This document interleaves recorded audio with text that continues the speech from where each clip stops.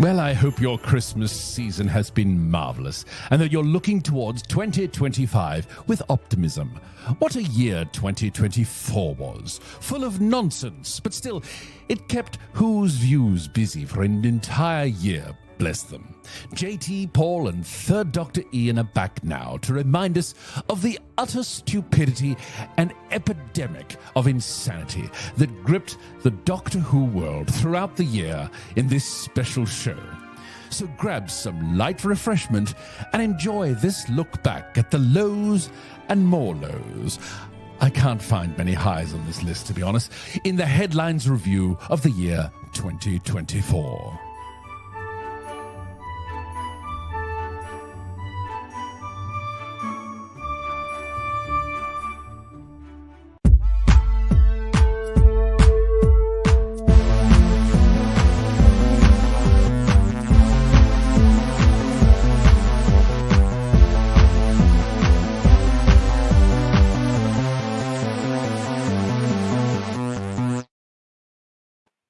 Hello, everybody. Welcome back to Who's Views. It's Headlines. It's your big show.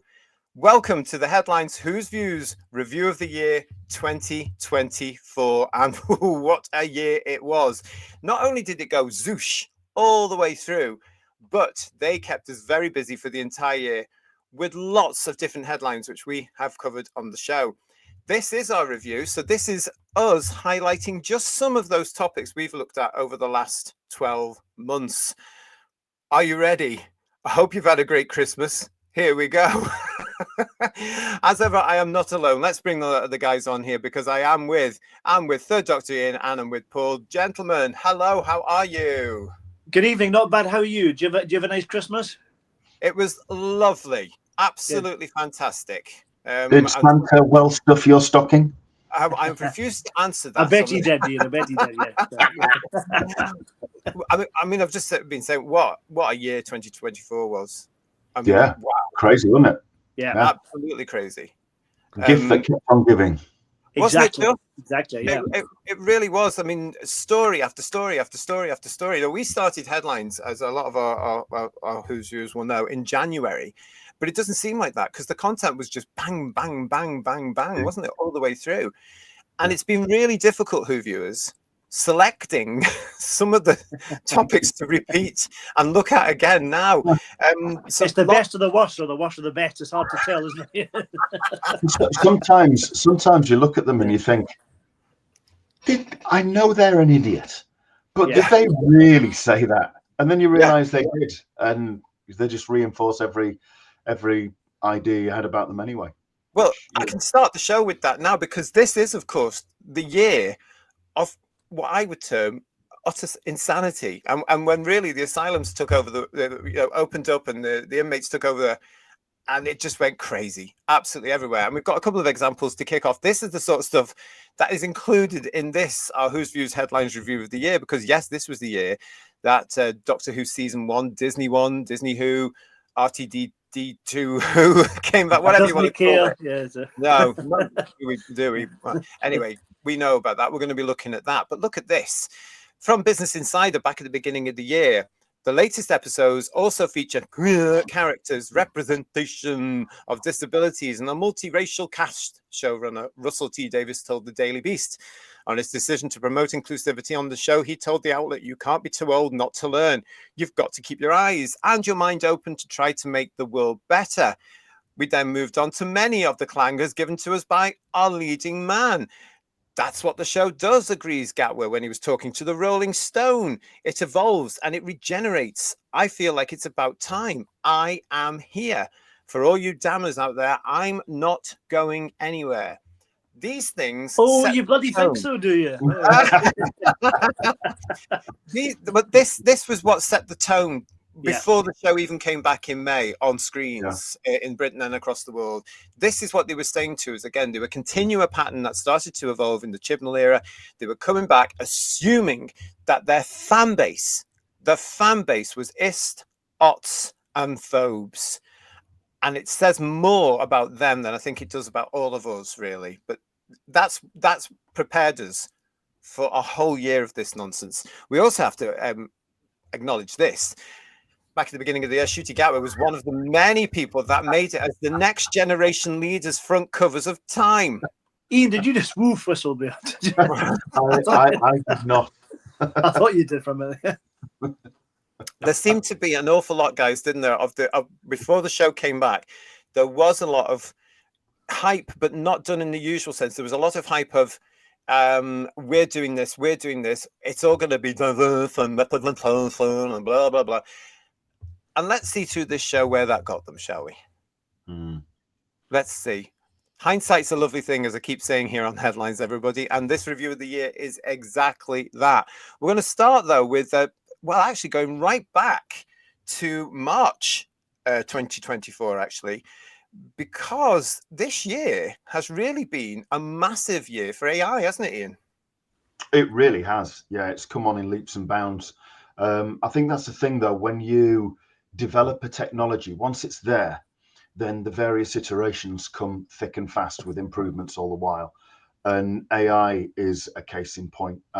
We've seen people doing their own custom animations the old-fashioned way, where they would take hours and hours and days and sometimes weeks to render, sometimes look fantastic, but all the same, a long time and a lot of processing power on your computer. And then you get AI, a lot of it that is processed in the cloud, so it's not, chewing up your computer resources. But the amount of tools that are available, the things it can do, the commands you can give it, and it's all about giving the right commands. It's like I used to operate a mixing desk for various bands and things, and you had to point out to some people who were up on stage thinking they were way better than they were, that if crap goes in the microphone, crap tends to come out the other end of the speakers, because you can't do that much. You can make it sound right, you can blend it and all this kind of thing, but really you can't make them sound better if they're naff to start with. And it's the commands that you put into AI. If you get the commands right, same with ChatGPT, which is on similar thread, you give it the right prompts and you will get really sometimes good answers. And what we're seeing now, some of the stuff from Midjourney is, for example, is others are available, to quote my esteemed colleague Paul, is frankly stunning. The Hartnell stuff, walking through the snows of the Antarctic, is just off the scale. And where you think that's quite a leap forward from the start of the year. So it is, yeah. Where we would be 12 months from now or 5 years. You see, this whole thing, it's constantly evolving as well, isn't it? That's the thing. Yeah. Well, the whole thing blows my mind, Paul, because I don't really understand the hows and whys and the technical issues of it. I just look at something and go, oh, either that's rubbish, like the cartoons for Doctor Who, or the fan made ones like the Skinners and stuff like that. I think, oh, actually, there's something like in that. I could get into that, and it blows my mind, because I just think, oh, how would you even start? So I'm quite happy to remain ignorant in that sense and just enjoy anything somebody wants to give me. But yeah, it is a shame, because the first time we mentioned AI here on Headlines was at the beginning of the year, and it was through the BBC themselves. It was this one. The BBC is experimenting with generative AI to promote Doctor Who. This was in the Radio Times. And it was very odd, because what they went on to say is the BBC has announced it will experiment with generative AI for the promotion of Doctor Who. The broadcaster has announced it will be creating a human-written marketing copy for a Doctor Who push notification, email subject line, and in the promotional rail on BBC Search, before using generative AI to suggest alternative copy. This will be reviewed and approved by the BBC's marketing team before shown to audiences to promote the Whoniverse collection on iPlayer. Now, when we covered that story back at the beginning of the year, I didn't actually realise that this thing was going to be huge for 2024. And at that particular moment, there were people doing more intricate and detailed and ambitious projects than what the BBC was doing. Well, I swear they did it for the right thing, if you ask me, frankly. They just put really rubbish prompts in. Create script for Doctor Who, make it utterly crap, and off it went. And they just filmed it. Because they don't script edit, do they? Allegedly. Yeah. It doesn't look like it, does it? But there we go. But isn't that amazing? While we were talking about that beautiful thing for Kirk and Spock from Star Trek was being done, the Skinners were well into doing their stuff for Doctor Who, which I wasn't aware of at that particular point in the year. Had they taken 6 or 7 years they took to do what they did, which is amazing. Amazing, isn't it? Yeah. And there was the BBC faffing around with the Radio Times thing, saying they were just going to do it on emails or something. Yeah, I think the BBC sometimes they put out a thing saying we've just developed a new technology for moving this heavy thing from here to here, and what it is it's 4 round things with 2 poles in between them, and we're calling it the wheel. And it's like, we've had it for several hundred years, but thanks to your But they'd invent the square wheel like that character in Carry On Cleo. Carry On, Like they'd do it like a horse on a committee, wouldn't they? It'd end up being a camel. Or it would have been 2 great big lads with a wheelbarrow. Yeah. As back in the old days at the old donut. The funny thing was, one week we're reporting this thing and we're discussing it, and other Who viewers were coming in to talk about AI as well. And then a couple of weeks later, we're talking about the fact it was scrapped, because this is from the BBC Complaints Division. Doctor Who exploring generative AI in Doctor Who promotion, March 2024. We've received complaints about reports that the BBC is exploring generative AI in Doctor Who promotion. And they had, I don't know where or what, I can't see the general public phoning in or contacting the BBC saying, we're very concerned about this AI that we're going to be using in Doctor Who and its promotional material, because the public generally don't care. But there it was. I think it was a nice excuse, because on the back of that, of course, they said, it's not going to happen anymore. It's not going to be very interesting couple of weeks for them then. Obviously didn't work. Yeah. I wonder if some of it's just like trying to generate copy in newspapers or whatever. Just talk about us. We don't care what you're talking about, but just talk about us, because at least we'd rather be in for whatever reason than not. Yeah. I think you're right. I mean, you hear some of the adverts now on the Tube of Who and stuff like that, or some of the commentaries on some of these videos you click on. It's so obviously an AI, because it's like those things you got the sat nav about 10 years ago, isn't it? Yeah. And I just, that's horrible. Some of it's really creepy as well, isn't it? I find it somewhat pretty disturbing. Some of it, I agree. Well, there we go. We're up and we're running. That was our first highlight of 2024. We are going to have to come to the actual fact that it was all about Doctor Who in 2024 as well. Or not, as the case may be. It all gets there, doesn't it? Yeah. Disney Who, following the December episode last year, The Church on Ruby Road, there was a lot of sort of trepidation, wasn't there, between December and May 2024, from fandom only, not the public, but just from fandom. And it was getting worse every time they opened their great big gobs, because they insisted on doing the interview circuit, didn't they? They were all going around. Didn't they just, yes. And on this occasion, they were talking to things like the Rolling Stone magazine. They were talking to things like Vogue. They were talking to Vanity Fair. They were talking to great big glossy magazines. And it was all a little bit pear-shaped. It suddenly didn't get the impression, guys, throughout the year that what I now call the cult, it was forming around it. Suddenly all these like-minded people were preaching the same thing and supporting each other with their very bizarre viewpoints. What I thought was funny about the whole thing was all these different magazines, they assume that Doctor Who fans or fandom don't read these things or don't have access to them because we're the plebs, which is absolutely. Yeah. I mean, we're not going to buy them because we're... Sorry, Ian? It just showed the contempt. Yeah. Oh, totally. And it was reading them out on headlines, I got that whole feeling of looking down at us. I mean, we're not going to buy these things because they're pretentious, shallow. I mean, who wants to buy some of the outfits in some of the magazines and go into Tesco with it? No, we're real people here. We don't do that.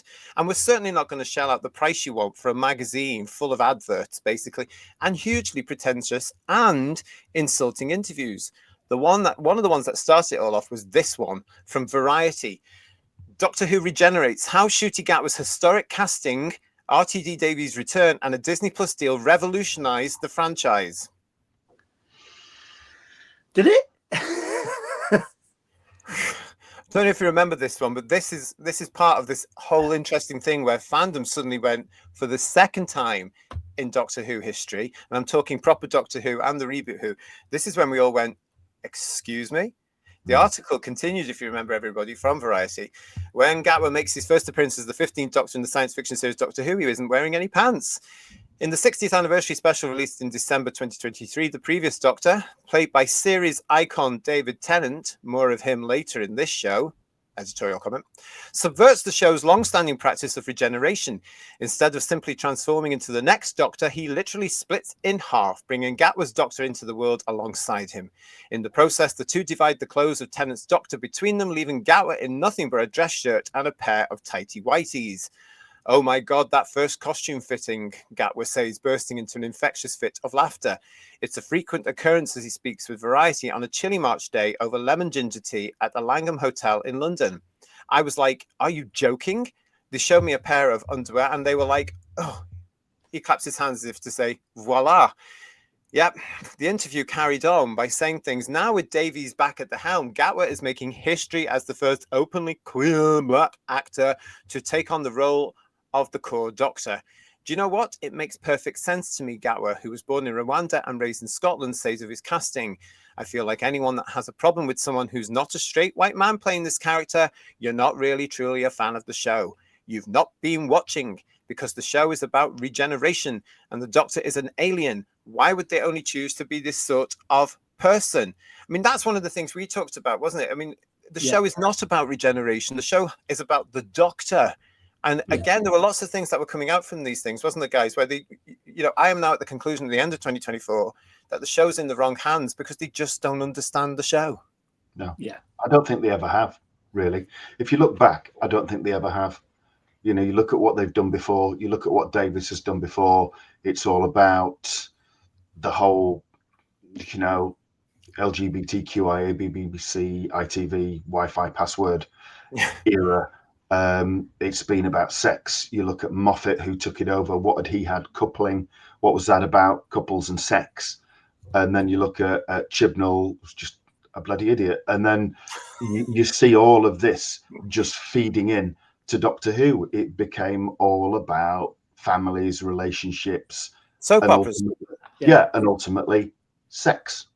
He's also, Shooty's not understand what it is to be an actor either, does he? Because he may be an openly gay man, which is perfectly fine. Well, he's not, fine. To be honest. Let's say he's an openly queer. Okay, all right. Well, whatever his sexuality is, that doesn't matter as an actor to play another character, surely. Yeah. So if the Doctor's an alien, he doesn't have to be gay straight or whatever. He's an alien. That's enough, surely. You know, that's it. You know, they don't seem to understand that. You know, himself, though, doesn't he? He just does himself. Yes. So he doesn't really act at all. He just comes on as himself and reads lines in a particular way and cries. He doesn't create a character. And he says, you know, if anybody has a problem with the Doctor not being a straight white man, then you're not a fan. Well, how about maybe if you have a problem with the Doctor being a straight white man, you're not a fan. Because he knows nothing. He is an absolute, in my opinion, he is an absolute steaming imbecile. But then he was employed by an absolute steaming imbecile. So, you know, I'm not surprised, really. Yeah. Well, these articles, as you know, who's viewed, carried on, and we covered an awful lot of them. Let's carry on with this particular one, because then you know who came along. While the Doctor's sexuality has never been labelled, in Gatwa's first episode as the lead, The Church on Ruby Road, which premiered as the traditional Doctor Who Christmas special, viewers saw him dancing in a kilt and referencing his long hot summer with Harry Houdini. And though Davies insists he didn't set out to be revolutionary in casting the next Doctor, we audition men, women, black, white, non-binary actors. Oh, God. And actors whose sexuality was their own private matter. I should hope as it should be. As it should be, surely. Yeah. He says these are exactly the type of barriers I like to break. So let me just again reiterate to RTD, you did not audition non-binary actors because there's no such thing as non-binary human beings. You know, it's absolute nonsense. Let's make sure that RTD has sent a huge message again, because you know they live in this fantasy world and it's what's coming to Doctor Who. And instead of endorsing these people who are running around with labels and saying they're non-binary, get them some bloody psychiatric help, because they're all complete loonies. They are in absolute danger of mental illness breakdowns, in my opinion. RTD did carry on with this.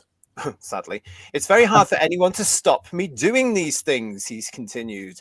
You'd have to be pretty brave executive to say, don't go there to me. I'm sure there are people thinking that, but I wouldn't work with them, would I? Now, and there's the problem, isn't it? That's the problem. What did that tell us? Yeah. Egotistical, me? Never. Allegedly. Ultimate power corrupts. And I'd say he was, again, my opinion, he was pretty corrupted anyway. But he has no oversight. He has no oversight, and everybody needs oversight. Everybody needs regulation.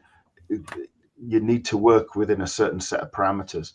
And Doctor Who, whilst it has a very wide and broad format and that could accommodate pretty much every storytelling type, it's just all about furthering an agenda. And the guy is a complete hypocrite. You know, you go back to 2005 when people interviewed him and said, "You're going to make the Doctor gay," and he comes out virtually spitting bullets at them for such an outrageous and stupid idea. But ultimately, that's probably what his plan was all along. He just didn't want to reveal it then, because he probably thought he wouldn't have lasted very long, because at that point he had oversight.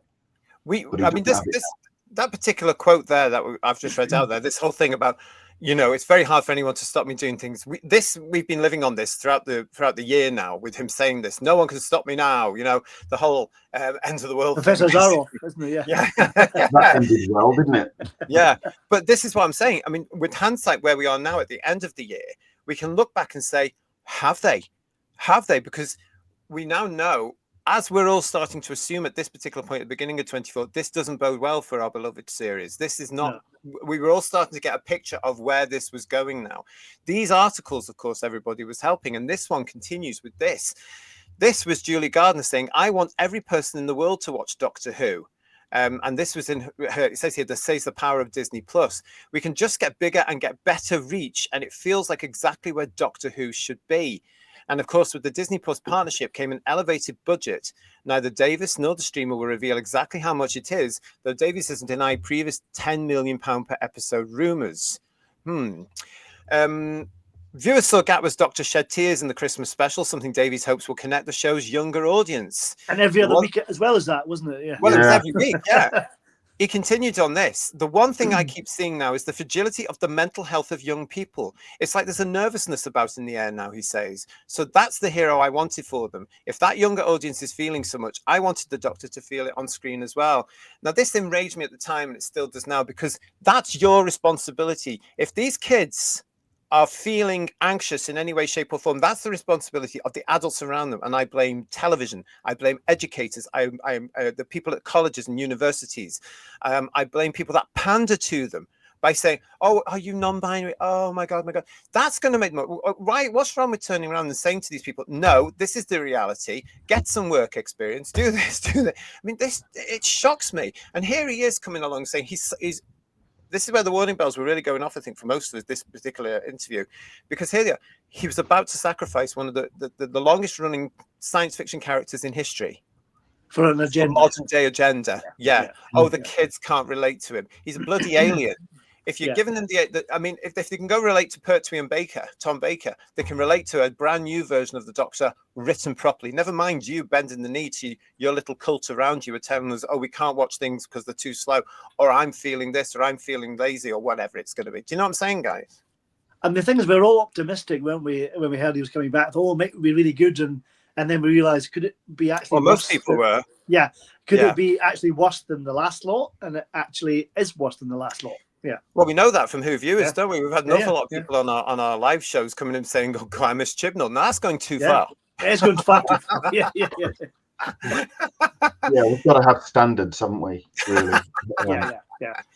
Thing is, though, right? If he's noticed that you've got a lot of younger people, and it can't be that many younger people because, you know, he doesn't exactly have a massive audience, but we know there's a certain group age bracket that has a certain limited amount of mental strength. It's not all of them. Obviously, we have some on our panel here from that generational group, and they're fantastic. So it's not all of them by any means. But there are a certain group that have got low ability, low resilience, lacking a bit of a spine. And, you know, if you want to do a character that they can look up to, then don't make them like that, because they'll just think being a complete wet wipe is actually acceptable and the way to be, and the world will be okay. The world will destroy you if you try and go through it like that. Give them a character that isn't like that, that says, "I understand, but let's try and be this. Let's try and build up resilience. Let's try and be stronger. Let's try and cope," instead of being a complete But we've seen this in reality, haven't we? In 2024, these people are being left behind. Yeah.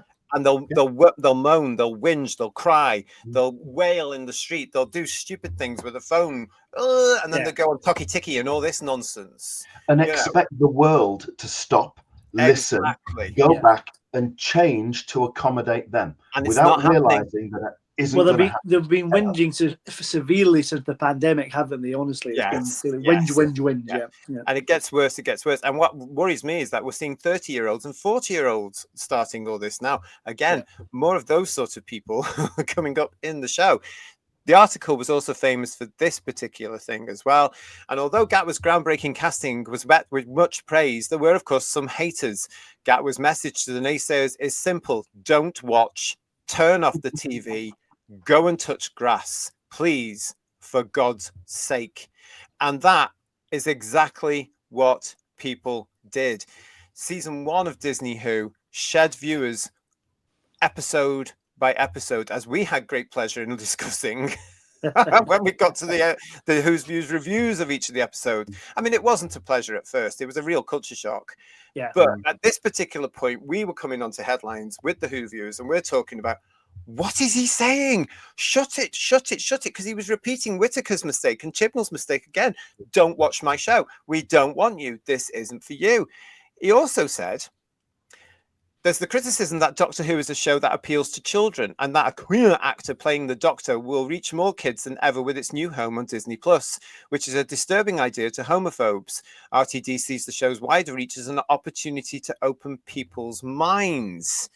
That was all a bit dodgy to me, but Ncuti came out and said as part of this whole thing at this point that he felt sorry for people, didn't he? Like we showed a couple of minutes ago. He was feeling sorry for fans and people that weren't going to watch. They had to bring all of this in. They had to bring in race. They had to bring in the color of his skin. We weren't doing that as fandom. We weren't looking. We weren't sitting there wasting our time with it. This particular point from RTD. I think if you're 6 years old, you don't care. Not at all, he says. But nonetheless, as the world darkens, and I do think the world is darkening around queer rights, there is a joy and a celebration, and there's a community. Whether you're 12 years old and just beginning to work out who you are, 62 years old and you've never been who you are, or 61 years old like I am and beginning to worry about where we are in society, there is a hero out there cutting his way through the universe, looking damn good in his suits and doing it with a laugh and a smile. How deluded are these people? How utterly deluded and deranged. Now, this guy is 61 years old. He should know better because of the history of the world he's been through. And there's no such thing as queer, homophobic slur, as I've said many times on our shows. There's no such thing as that. And we all have in the United Kingdom, especially, and I'm going to use that as the example because I live here, I was born here, I'm proud to be British. We all have the same rights anyway. Yes, they are in danger, in my opinion. We've got other factors now, I think, who are going to try and take over, and try to diminish our democracy. But at the moment, it's on a thread. It's still there. And we all have the same rights. It doesn't matter what gender you are. It doesn't matter what sexuality you are, because that's what we all fought for. Women's rights, LGBT rights. What the hell is he talking about? And why is he bringing it all into Doctor Who? I think this constant labelling is making matters worse rather than helping it. Don't you think? I think he keeps, I totally do. And he keeps going on about going for the children, like they often do, don't they? And that hasn't gone well for them this year, though. No, but throwing around terms like homophobes, anists, and ops, and all the rest. I mean, at the end of the day, if they're going for the children, perhaps they should just have the universal label of groomers. They'll hate it, they won't like it, and it's really offensive. But then so's homophobe when you just disagree with the way that they're writing a program that you know full well is not the way that program should be written for. The problem is we've now got with Doctor Who is that's all it is. I mean, I don't remember seeing anything when Ncuti was casted. And maybe it's the social media I'm aware of or something. I don't remember any racist remarks. I think the whole of fandom was just relieved it was back to being a man. Yeah, I certainly was. Yeah, I can definitely say that. I think they just started assuming people would be racist. I'd never watched Sex Education, so I had never seen him in anything.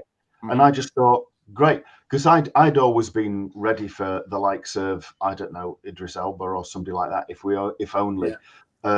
Because I mean, I remember him in Ultraviolet, and I know we mentioned it a few shows ago, but we were talking about Ultraviolet. I thought he was fantastic in that. I thought the whole 6 episodes were fantastic, and I did think about UNIT when I was seeing that paramilitary organization, and thought that would be really good, because Doctor Who was obviously off the air when that was on. And I thought he'd make a really good Doctor. I've never had a problem with a black actor. Me neither. I mean, I think Patterson Joseph was in the run at one point, wasn't he? Yes. I think. Yeah. And Adrian Lesterwick, a fantastic Doctor. When I saw Shooty being announced, like you said, JT, I was really glad it was another male actor. Yeah. But I thought he had a fantastic smile. I thought he looks a bit like he's got that Tom Baker grin. That looks fabulous. That would be great. It'd be lovely, very endearing. But what do I know? You know. Well, I've said it before on our shows. I think it's because the media is poisoned, basically. I mean, look at how they've scaremongered, especially up in 2024 around the world. They have, I would never dream of watching BBC News now, for example. No. Because I have examples of people I know who quote back to me things which are obviously a BBC point of view, and I said that is not true. But because they're watching the BBC, they think it is. No, go and watch the alternatives now and come out the echo chamber that the BBC are giving to you. It's the same in America. We have seen that since the election result of Trump. You can go onto the tube of Who and you see all these very biased people on American shows and news networks who are just peddling out things that are not true. And there are people that will believe this because it's coming from what they believe is an established and reputable news service. No one is. And this media, what we had to look at this year, is proof of that, because they've just gone, science fiction fans, majority is white, majority are straight white men, they're all racist, they're all homophobic, they're all astronauts. Let's put that through. It's just nonsense. We had this from Screen Rant. Speaking with attitude, Gatwa confirmed that one important subject Doctor Who Season 14 was going to tackle would be race. The actor explained how, as the first long-term black Doctor in the series, the subject would arise due to its historical relevance. He also explained how showrunner Russell T Davies wanted to combine sci-fi with more human stories. Now, that really set the scene. Doctor and Bubble comes to mind, doesn't it? Yeah. So.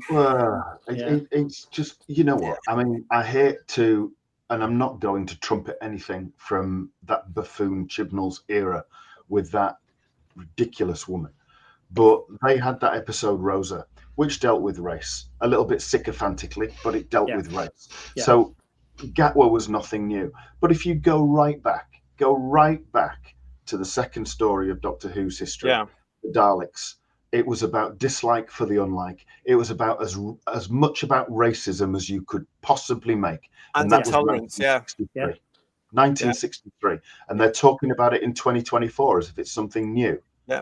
But tying in what Paul said before, what we've seen is people on the far left, or the left-wing ideologists, or the radical left, whatever you want to call them, most of whom are in the media, scaremongering to such an extent. That's all they want to talk about. So it's in everything, because they believe everybody that isn't like them is dangerous, or, as we've been accused of by people, and we're going to come to this later on in the show, of course, we're all far right. We're all far right. Absolute, utter nonsense. It's weird how we were carrying that, but bearing in mind, Who views as well, that, as you know, Doctor Who, Disney Who, whatever you want to call it, was back in May on BBC One, the BBC iPlayer, and Disney Plus.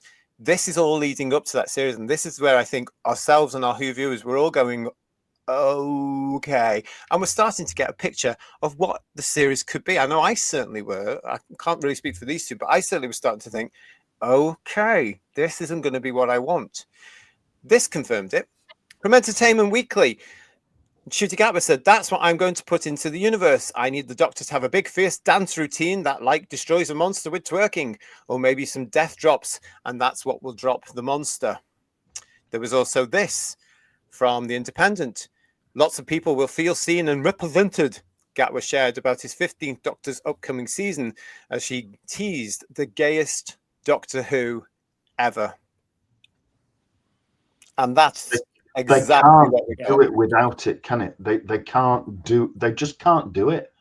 They lack the skill behind the camera and in front of the camera. They lacked the skill and ability to make this program. They just don't have it. They don't have it.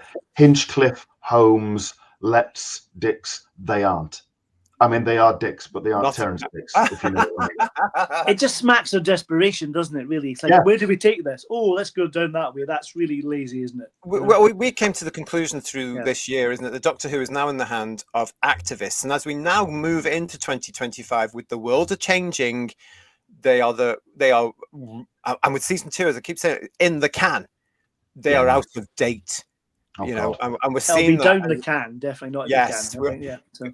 And we're going to be looking at that more here on Who's Views. So make sure you stay with us as we move into 2025. We will be asking the question, just how out of date are these people now as we get closer to that elusive broadcast date in 2025 for season 2. I have to say, they did warn us from the Telegraph. New Doctor Who episodes will upset the diehard fans of Russell T Davies. Well, speaking as a diehard fan, he's right. Yeah. But, We reported that I back in think April. he went out deliberately to do that. We know that now. Like his successor. And the fact that he felt that in order to be successful, that's what he thought he had to do. Yeah. Where, you know, I know whereas acting is concerned and all the rest, you two have an absolute street ahead lead on me because I have nothing. But even I can tell that if I was in charge of a program and I wanted to engage with an established audience, pissing them off is not the tactic I would choose. Yeah. Because to me, that would be a little bit dumb.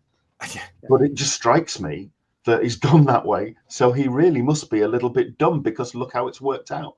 Well, he's obviously no rocket scientist, is he? Let's be honest. Oh, yeah. I mean, what shocked me is the fact that they had a huge amount of money from Disney. And we're talking huge, more money than the Doctor has ever seen in his entire lives. You know, more money than BBC Studios have seen rolling in for Doctor Who. I am very, very certain of that.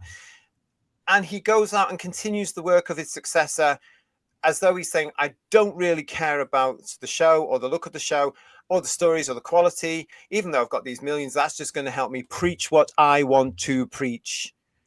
More of that coming up later in this particular show as well, because he really rocked it, didn't he, Paul? I was going to say that to spend all the money just on the TARDIS set, because I don't know where the rest of it's gone. I think it must have been. It must have been, yeah. It must have been. It absolutely must have been, because as we said a few times through the year, where was it? Yeah. where did the money go? I'm thinking salaries. You know, and even that bit you think may be expensive, the bit with the dinosaurs and space babies at the very start could have been an interesting little way to go, but it was very blink and you miss it. And didn't look any more exciting than Deep Breath, did it? Let's be honest. Not at all. Yeah. It was around about this time as Doctor Who was coming back. We got stories hitting us like this. The BBC has become too woke for working class viewers who are tuning out from the broadcaster, a poll finds, the Mail Online reported. Yeah, it continued with a poll has found that working class viewers are turning off the BBC because they find it too woke. The policy research business Public First found that a perception of political correctness in BBC News' coverage means a significant minority of working class viewers are tuning into rivals such as GB News and Talk TV. The survey of 2010 people found that over half of viewers think the quality of BBC News has declined and become too politically correct. This number rose to 71% among Leave voters. That's the Brexit vote for those of you outside the UK. We're still banging on about it. Interestingly, 17% thought the BBC had become more right-wing in recent years.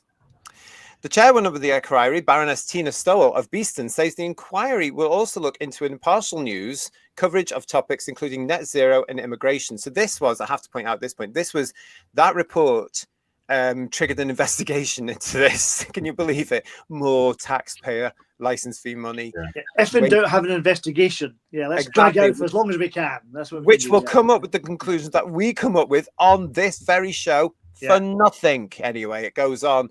Baroness Stoll said that the news coverage had to meet audience expectations, that diverse experiences be reflected and to not be patronised. A BBC spokeswoman told The Times the BBC reaches more adults from low social economic groups. That is their term. This is how they look at us, people. The BBC reaches more adults. That's the plebs again, isn't it? Yeah. So. Yes. Yeah. low socioeconomic groups than any other media organization, and is the most trusted news provider in the UK. Ho, ho, ho. Editorial comment. The BBC is for everyone. Ho, ho, ho. And we are working hard to ensure our news is relevant and useful to all our audience, and to show audiences why they can trust us. Now, bearing in mind... You missed a ho, ho, ho at the end of that line there. Christmas is over. But no, the whole thing about... I mean, this, bearing in mind, this was the beginning of the year. Since that, as we've mentioned here, even more of the British public over the last year have cancelled their TV license fees. Yeah. They are not watching live television. The ratings for BBC shows are going down the toilet. We've also seen a lot of reaction. We have seen the rivals the BBC allegedly tried to close down, including Talk TV and GB News, increasing their share as people go online now, things like Tube of Who, as well as on the television, and watch them. It's been a very interesting year because that was right, but it's got worse for the BBC since then. Mm-hmm. And they deserve it now. They deserve it. They don't stop and think, perhaps we're doing something wrong. Yeah. It's that pompous, arrogant attitude of, we are right, you are just morons, and you will accept what you're fed and be grateful for it. And they don't credit people with any intelligence. I think they would prefer it if it was 1970, where if only Ian, we'd be getting John Pertwee as the Doctor, wouldn't we? But you know, where the only news people got was in controlled newspapers or controlled news bulletins on BBC One or ITV, and that's it. People got no news from anywhere else apart from talking in the street, so it was minimal, you know. Whereas now, they've never, even politicians have never really cottoned on to the fact that when you put something on social media, it's there forever, whether you delete it or not. And they still don't get that. And the BBC and other media outlets hate it because they aren't in control of people anymore. They don't control what people are fed. I mean, you look back 2 or 3 years to those weekly riots in France, you know, where they wore the yellow vests. Mm-hmm. Do you remember those, protesting against Macron? And I mean, there was people killed on those. There was people maimed. There was hundreds of thousands of people protesting every week. Not once did it appear on the BBC News website, bulletins, otherwise. No, they refused to acknowledge it. In December, in December 2024, the unfortunate, I don't know how to call it, but what happened in Germany, all that terrible stuff that was happening in Germany before Christmas. Yeah. Yeah. I believe, because I do not support or watch the BBC, I believe the BBC were having difficulties in how to present any of that, if they were presenting it at all. And again, it's too much of this. Oh, we can't be seen to be upsetting a certain audience. I mean, they didn't. You know, it must pain them to use the word Christmas. Because that's how bad they are. We also know that they're spending £80 million worth in 2025 of license fee payers' money. Where's that coming from, by the way? You haven't got that many left, BBC. On conscious bias training and diversity training and DEI in programming. What are they doing? Your job is to entertain and inform, not to tell us lies. You are supposed to be impartial, BBC. You're supposed to be right down the middle. Go back and look at your newsreaders and your reporters in the 60s, the 70s, and the 1980s, for crying out loud. That's where you should still be. I mean, do you remember when I mean, wasn't particularly a fan, but do you remember when Boris Johnson was forced to resign and step down? And the woman that was reading the news bulletin expressed how overjoyed she was at this particular news article. I mean, all right, she got taken off immediately. Yeah, I mean, eventually she got a bollocking for it, but it took a lot of public outrage is what caused that. They wouldn't have done it otherwise. And we've been seeing it with the likes of Gary Lineker, haven't we? Yeah, absolutely. And how they talk about Trump or Farage or Musk or anybody like that compared to. We just watch Question Time for that, don't you? To be honest. Well, that's all allegedly planted audience of BBC approved people, isn't it? I mean, this is the reason. So yes, you have to say the BBC has become too woke. It now only it doesn't look at working class people. It doesn't look at normal people. It doesn't look at people with common sense anymore. It's preaching to its own indoctrinated people. And I find that very concerning, again, back to the kids, because when it comes up to things like, trans issues in children's shows, again, the BBC thinking it's part of the whole showbiz elite is out of date now. It's ridiculous. Yeah. Absolutely shocking. We're still not even anywhere close yet to the series coming back through our highlights here on the reviews. It was about to come back. And when it did, it was a massive shock for all of us. As Paul was saying there, I think we did have some level of optimism. But at this point, guys, because of the things like the Variety interview, Entertainment Weekly, what we were seeing here, articles coming out about the BBC being too woke, RTD starting to say stuff a bit more as well. The fact that they were looking at race, they were using the Q word, homophobic slur, all this sort of stuff. I was starting to get really worried about this. And well, then I think our optimism sank, but from the Star Beast, though, didn't it? Let's be honest. Well, that was those three specials were just four if you include the Christmas thing, instantly unforgettable. It's a shame that a lot of what the cast and crew were saying were not. From The Guardian, back in March, Russell T Davies says end of the BBC is undoubtedly on its way. Now, isn't this perfect timing when you've got a report coming out saying the BBC is too woke for the British public? It's very un-PC. And then shortly after that, you get this. The man that has been championing the BBC forever. Oh, it's the best thing ever. Pay your license fee. You know what he's like, everybody. This, the BBC. But this one really did. You may remember, maybe laugh, because here he is. Doctor Who showrunner is trying to ensure that the fantasy drama outlasts the broadcaster.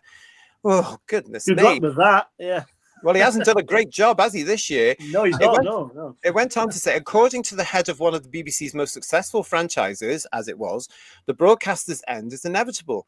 Speaking on television podcasts they like to watch, Doctor Who showrunner Russell T Davies explains that there is a good reason for the fantasy drama being co-produced with Disney. It means that its survival doesn't require the continued existence of the BBC. What? It goes ahead to say, you've got to look in the long term at the end of the BBC, which is undoubtedly on its way in some shape or form, says RTD. Is Doctor Who going to die then? No, you've got to prepare for that kind of stuff. In my opinion, just as an ad-lib, you're the one that's just killed it. The lack of lavish BBC budgets is another reason that Davies claims Doctor Who's future requires Disney's involvement, particularly in a world where high-budget productions are increasingly the norm, as Doctor Who needs to be up there with the big hitters. If Disney collapsed tomorrow and we had to go back to making Doctor Who on a normal BBC budget, these are profound words, everybody, you know what? We'd all rally round and make it, and suddenly the stories would become claustrophobic ghost stories, he says. A lot of people would like that very much, so I'm not saying you have to have this happen. But while it's happening elsewhere, I think it's unfair that it doesn't happen to Doctor Who. RTD comments are part of an interview with podcasters Jeff Lloyd and Sarah Barron on topics including camera techniques, script writing, and the unlikeliness of Disney creating a Doctor Who Disneyland-style experience, given that a previous Cardiff-based experience closed due to lack of profitability, costing the taxpayers $1.1 million. That Doctor Who experience lost a lot of money. I would imagine that's an RTD quote. Mm. RTD also claims that despite the success of his Doctor Who reboot, this is before it's come back, really. They were obviously referring to 3-4 specials at that point. Were they successful? Unless they're referring right back to 2005. Possibly, it could be that. Yeah. It goes on to say, the BBC doesn't have him contractually tied down. Phew, I hear you say. It's kind of a rolling contract. It's very free. Look, if I had enough tomorrow, I could walk out. Well, I wouldn't walk out because I wouldn't let people down, but nothing could trap me. I would never be in a situation where I had to write things, he says. Well, welcome to Doctor Who then, because you're obviously not. I'm talking as though that's about to happen. That's not about to happen. I love it. But, oh my God, I'd never be stuck sitting somewhere going, I must do 5 years here. Never. I'm too old for that now. You need to do 5 years somewhere, if you follow me, allegedly. Yeah. I wouldn't let people down. He's let us all down. Yeah, he has, yeah. He's done nothing but what a pompous, arrogant man. And I'm not surprised that the Doctor Who experience lost a load of money. It was no offense. Despite Brett Weir's best efforts, I have to say. Yes. Yeah, absolutely. But you know what? If you're going to put it at one of the far extreme ends of the country and not make it central, people are going to struggle to get there because it was an absolute arse to get there. Well, we know why they did it. It's because it was funded by the Welsh taxpayer. Yeah. Yeah. And also it was handy for them to have it down the road because they could use the sets and costumes and whatever at the call. In the old days, of course, if it was in Blackpool or Longleat or wherever, they had to call it back to London, you know. But it But was it would have just sheer made a lot more convenience money. for all of them, Ian. But it would have All made a about them. lot more money if it had been Yeah. a little bit more central. Well, I think it might have done, because had it been, and I'm going to say the L word, London. Had it been in London, as the original tester was, which was massively successful over at Earl's Court. That's the one I went to on press day. Hugely successful. Had it stayed there somewhere in London, you also had the ability for people from out of the country to come and see it, because all they had to do is fly into blooming London. From London, you had to get to Cardiff. Now, that might be fairly easy, but if you are a visitor and you don't know your way around, that's the hell of a journey, because you think, oh my God. And then you're told you're going into a different country. That can be quite confusing, I think, to people. Do you know what I mean? But isn't Wales and England if you follow the track from Delta to Bannerman? I thought that was the case. Just as much as Scotland's in England as well. Yeah, exactly. Yeah. Northern Ireland's in England. We have to go over the Sea of England. Yeah. You know, but do you know what I mean, though? I think had they done it, it would have been financially more viable and more successful. The other reason it flopped, of course, guys, was the fact that the show was going off the boil in Moffat's time, where the people and fans like me, a lot of them don't like me saying it, but it's true. People were losing interest during the Moffat era. Some of them cruelly blame Capaldi. It was nothing to do with Capaldi. It was to do to the crappy scripts. They were not engaging. And then guess what happened after him, which really finishes it off. And now it's in the bucket, isn't it? You know, it's gone now. And it's going to be really interesting this year, 2025, to see what is going to happen next. But here he is. That was RTD saying that the reason the Disney money and the Disney production deal is so important is to make sure that Doctor Who's future is certain and sustainable. Here we are in December 2024. And the kind of question is, so it can survive without the BBC, but can it survive without Disney? Isn't it shame that we're at that point now? Yes.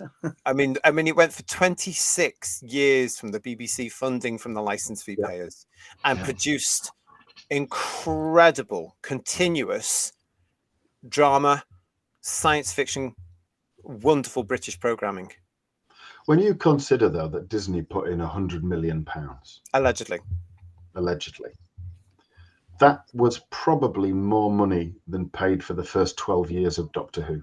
Easily, easily. And that gave us, you know, Dalek Invasion of Earth, The Crusade. It gave us Power of the Daleks, Tomb of the Cybermen, Evil of the Daleks. It gave us Spearhead from Space, Three Doctors, Planet of the Daleks, Green Death, Genesis of the Daleks. 4 iconic actors. Yeah. It gave us all that, and you would have still had quite a lot of change for a bag of chips. And yet they've spaffed it away on absolute rot. They probably could have done the entire 26 years, to be honest, and couldn't leave all that money. Yeah, probably. Yeah, because I mean, the original episodes were only about a couple of grand, weren't they?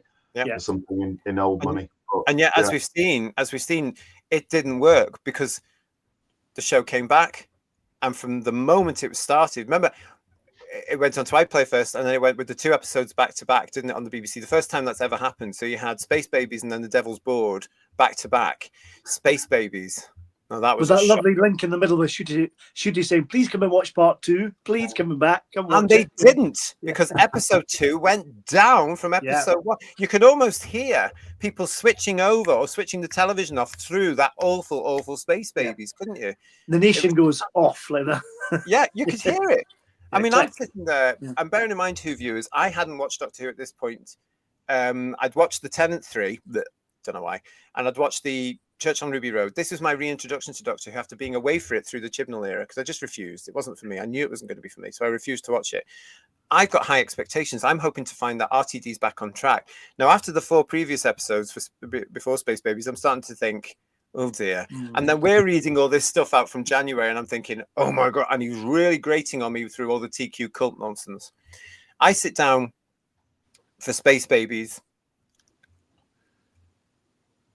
I'm still stunned by what was actually on the national broadcaster at that time, when it should have been on at something like 4 o'clock on a Monday or a Tuesday afternoon for teeny weeny babies. I'm still stunned by that. And then it was hilarious because, of course, as I say, The Devil's Board came on with that awful Jinx Monsoon. More on him later. Oh, yes. And the viewing figures went down. And that started it. And all this comes to fore now. RTD in that article. It's really important we keep Disney's involvement. How's that going for you, Russell? Care to tell us anytime soon? No, you want to tell us in May after season 2's done and dusted and broadcasted. How exciting! Oh, goodness me. You can't imagine how somebody such as him that brought Doctor Who back arguably successfully once, but again, arguably doesn't really understand it anyway. How he could write, in quotes, Space Babies and sit there and look at it and think that that was good. Well, let's see what he said about it, because in The Hollywood Reporter, when you brought Doctor Who back to television in 2005, they say you had burping bins and farting aliens. And now, almost 20 years later, in Space Babies, you have Villain, the bogeyman, a monster made of boogers, and a farting space station. RTD, it's a release of methane, I think you'll find, and then laughs. I love that. I think it's absolutely brilliant. The fact that 19 years later, you can refer to something that happened in any other drama 19 years ago. Go on, you can't. I know what's memorable. I know what works. I know what stays in the memory. And that's absolutely one of them. And I love that stuff. There's a lot of eyes here. Three eyes sounds like a real egotistical young lady. Anyway, the whole of Space Babies is based on a pun. It's a pun-based show. And I think that's glorious. I think that it's a kind of obvious thing to say in interviews. That's a pun for the kids. I don't think puns work like that. I think adults love to read books as much as children do. I think the puns are for the adults and for the scares are for the kids, actually. The use of that word is always puzzling. The crossover with the bogeyman, it's appalling. And so was your bloody episode. Even the kids were groaning at the puns, weren't they? Let's be honest. Yes. I think he's an idiot. I think he's proved it. I think you're right. Yeah, I think most of us do. I mean, what he delivered was atrocious, and that Space Babies wasn't even worthy of the Sarah Jane Adventures, which was good quality television for kids and others. And that's the whole beauty of Doctor Who. It's accessible to all ages. Space Babies was the immediate thing where any grown adult getting ready to go on a Saturday night with, I'll watch a bit of Doctor Who while I'm getting ready, sees that and goes, no, I won't. Yeah. What a shame. Yeah. What a shame. Embarrassing. It was, as Doctor Who fans, it was embarrassing. The headlines kept coming at this particular point, didn't they? There was this particular one from the BBC media as well, which upset an awful lot of Doctor Who fans. Doctor Who returns with BBC iPlayer midnight double bill and BBC One Who-Rovision night on the 11th of May as the Doctor launches into the Whoniverse on iPlayer and Disney+. The TARDIS was set to land with a double bill out of this world episodes on BBC iPlayer at midnight before arriving on BBC One on Saturday night. So that was the whole thing about the double episodes. The first time in Doctor Who's history, the first time in BBC's history with Doctor Who, it was obviously a Disney dictate, wasn't it? I have to say that pun, Who-Rovision, sounds a bit suspect, doesn't it, to be fair? Well, that Who-Rovision's yeah. been around for a while because, Doctor Who, when it was on with RTD and then with Moffat when it was doing the proper seasons of 13 episodes, and thank God this one wasn't 13 episodes because I don't think I would have got through everybody. I think we would have had to axe the reviews halfway through. But I think that sanity needs to prevail. But it's a case of because the Eurovision, for those of you outside the UK, is on that night. The BBC, like they did in December this year, want to make a Who motif. It's Who time or whatever. It was nonsense.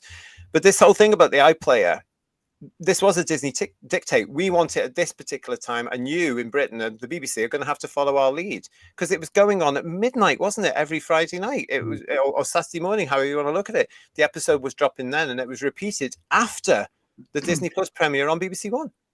I think, the scripts are terrible, but I wonder if that did affect the ratings, or certainly initially anyway, I think, I don't think it would have done because the fans that were actually loving this reiteration of this awful reiteration of our beloved show would have watched it at midnight and then gone back and watched it at whatever time it was on because that's sad. And we know for a fact because we've seen it. You can prove it. I've watched Space Babies 20 times now. I've watched The Devil's Board 20 times now. They go watch over and over again, so they're pushing the iPlayer thing up again. So I don't think so. I don't think it did. And in the BBC's eyes, because Space Babies and the series has had over 90 billion views since that, It can't be that, can it? I think it was just basically because it was crap. Yeah, it was crap. Yeah. And it doesn't help that you had. Really crap. Yeah. Well, it didn't help that you have people like us on various channels from all over the world reviewing it and criticizing it. And then, of course, in the UK, we did get Talk Radio, we did get GB News, we did get other people. We got people that weren't Doctor Who fans reviewing the thing as well, going, "What? There's a story here. This is good content." And then they'll watch it. They went, "Ah, what is this?" And they have more viewers, normies, than not we, than we all do. Yeah. It was also a massive tonal shift. I mean, if Space Babies was kind of aimed at CBBC, who was the Devil's Board aimed at? I mean, that's a massive change in sort of. Oh, we know who that isn't was. it? It was that old Crohn's drag race. Yeah. It was that was a desperate attempt to get people in America watching this awful nonsense, because that old crone has a following. That Jared has a following, or has. I don't know where he is now in the world. It didn't work though, did it? We're going to be talking more about him very shortly. Stay with us. No, it didn't work though. It didn't. No. It fell on its backside. That has to be the worst episode of Doctor Who ever, I have to say. Really. Well, it wasn't even Doctor Who, Paul. And then we got the next one. You know, The Devil's Board. Well, Boom wasn't so bad. Episode 3 was it compared to the rest of it? But yeah, that's what I was doing. Yeah. Check out our reviews.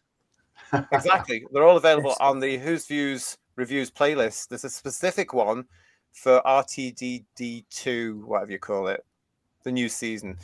We had this headline as well there with all this. Doctor Who from The Guardian, of course. The first look review, Shooty Gatwa will make this show far more fun than it's been for years. Are we still waiting for that then, are we? By what standard? What are they measuring it against? Yeah. Well, I didn't want to go back and repeat that particular nonsense. It's The Guardian. The Guardian. The Guardian who, in November 2024, offered all its staff counseling and support techniques if they couldn't cope with the fact that the American public democratically spoke and elected Donald Trump as their president. The question is, more fun than what? That's the question. God, it's absolute nonsense. Yeah. The series came back 2024. We were doing weekly reviews, and you can actually see on those weekly reviews, as Paul mentions, the fact that each week the blood is constantly drained out of us. We become less and less enthusiastic as those painful 8 weeks carry We're like on. 3 husks, aren't we, when we do these? We are. We were also joined by Kirsty and Jodie as well, both of whom were just like this. As we suffered 8 weeks of reviews, and then I made everybody on the channel come back the week after for a season overview. It was pretty obvious very early on I would say from the Devil's Board onwards, that this was not going to be a series that I was going to like, that the guys here were going to like, and certainly you in the chat wasn't going to like. All our lovely subscribers, our Who viewers, and by God it showed, because we started to get record numbers on our reviews joining us on a Sunday night. There was one point where we had 320 people tuning in, all with an opinion on these episodes. At this point, I'm going to say a huge thank you for joining us through those 8 incredibly stressful, painful weeks. And yes, as you know now from our Christmas review, we're all going to be doing it again with season 2. God help us. So come and make sure you come and join us and help me get through, really, because there's more to come on that particular one. As the episodes went through, we got a fairly okay Moffat episode, Boom, which, as I think we all agreed on the review, would have been one of the substandard ones of the Moffat era. I'm actually, it's funny because if it was called Boom Boom, maybe Basil Brushbeard with a cameo in it. You know what I mean? That would be I'd have watched that. What the hell out of that if that happened? It's where crying started to be a thing as well, wasn't it? God, wasn't it just? They started in that one. And also for me, with the lovely hindsight, it looks cheap. I mean, in the old days, they would have taken the actors into a quarry, rain or shine, stuck them in there and said, go. True. They built an entire war-torn set. And Vortis looks more convincing than that. I'm really honestly, But you know what I mean? It did look false. Yeah, it did. You know, all these latest technologies, I sometimes think they don't work, and I think that's possibly why we're seeing a huge return back to models, proper model making, and the beautiful talents of all these wonderful model makers. Thank Lovely God, practical effects. That's what you want. Yeah. But you know, I looked at the stills for this review of the year from Boom, just thinking, it looks plastic. You know, all that money. But here you go. I'm trying to avoid the subject of the big one that absolutely destroyed the fan base once and for all. I think this is the one where we all, those of us who are sane, those of us who know who the Doctor is or isn't, if you know what I mean on that particular one, what Doctor Who is about. It was, of course, Rogue. Ah, yes. This is where I absolutely flipped my lid. I was so angry, wasn't I? So angry over this. I'd never liked the Doctor snogging his companions. I didn't like the fact that this alien would do that. And then suddenly they turn him queer because it's the BBC, it's Disney, it's RTD, it's DEI, it's representation, all this nonsense. This episode, for me, along with the Devil's Board, the Space Babies are the worst examples of this brand new version of Doctor Who. This is not Doctor Who, and that's not the Doctor. No. But there was another controversy in this episode as well, wasn't there? Yes. Yes. Go on. Well, the one that got, I mean, the snogging was bad enough. I don't want the Doctor to be sexual anyway, gay, straight, bi, whatever. I'd rather just the Doctor was an alien. But what got me being and I like a bit of canon myself, and what can be canon, what can't be canon, Dimension in Time, Please Stand Up, is Richard E. Grant in this episode. Why is he there? Why is that man there? You know, what happened with that? That was just trying to piss us off again, wasn't it? Yeah. Yes.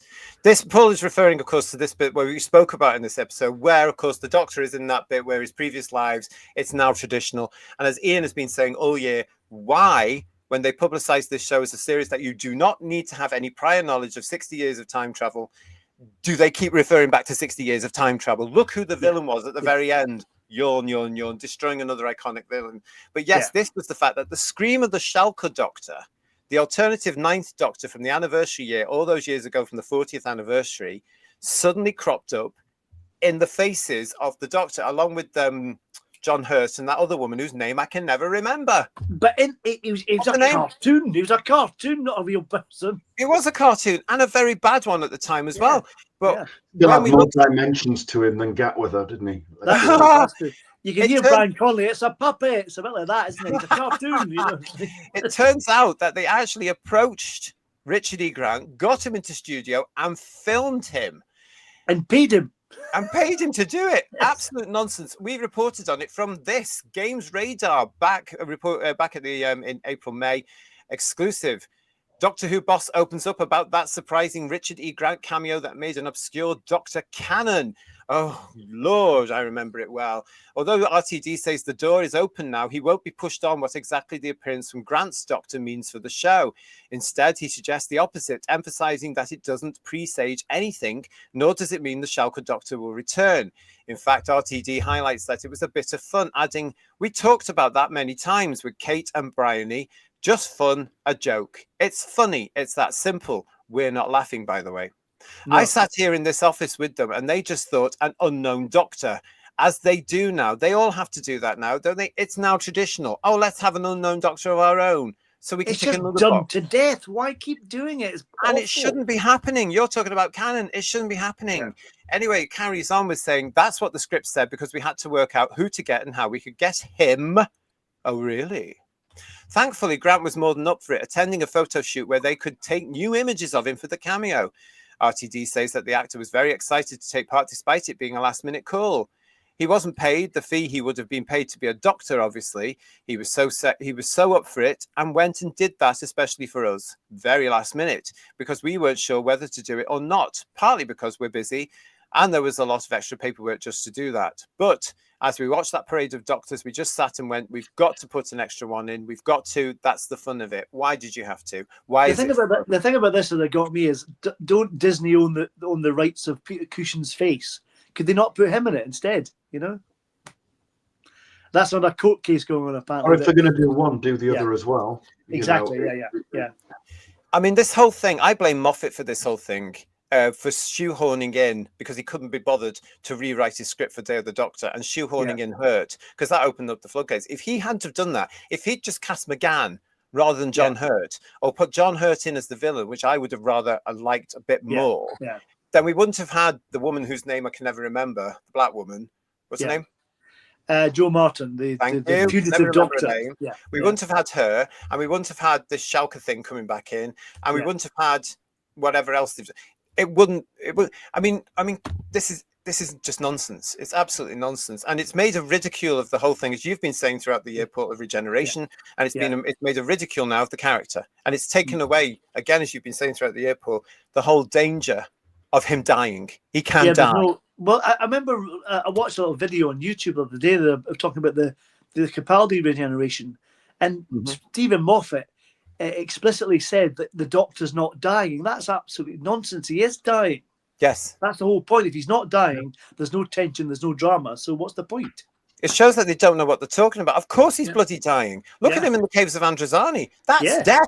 Is this pretty death? certain he was dying after he fell off that bloody telescope. Yeah, exactly. Yeah. He wasn't Well, it was bloody sore nonetheless, Ian, at least. Yeah. Yeah. I mean, of course he died when Tom's doctor fell off the telescope. Yeah.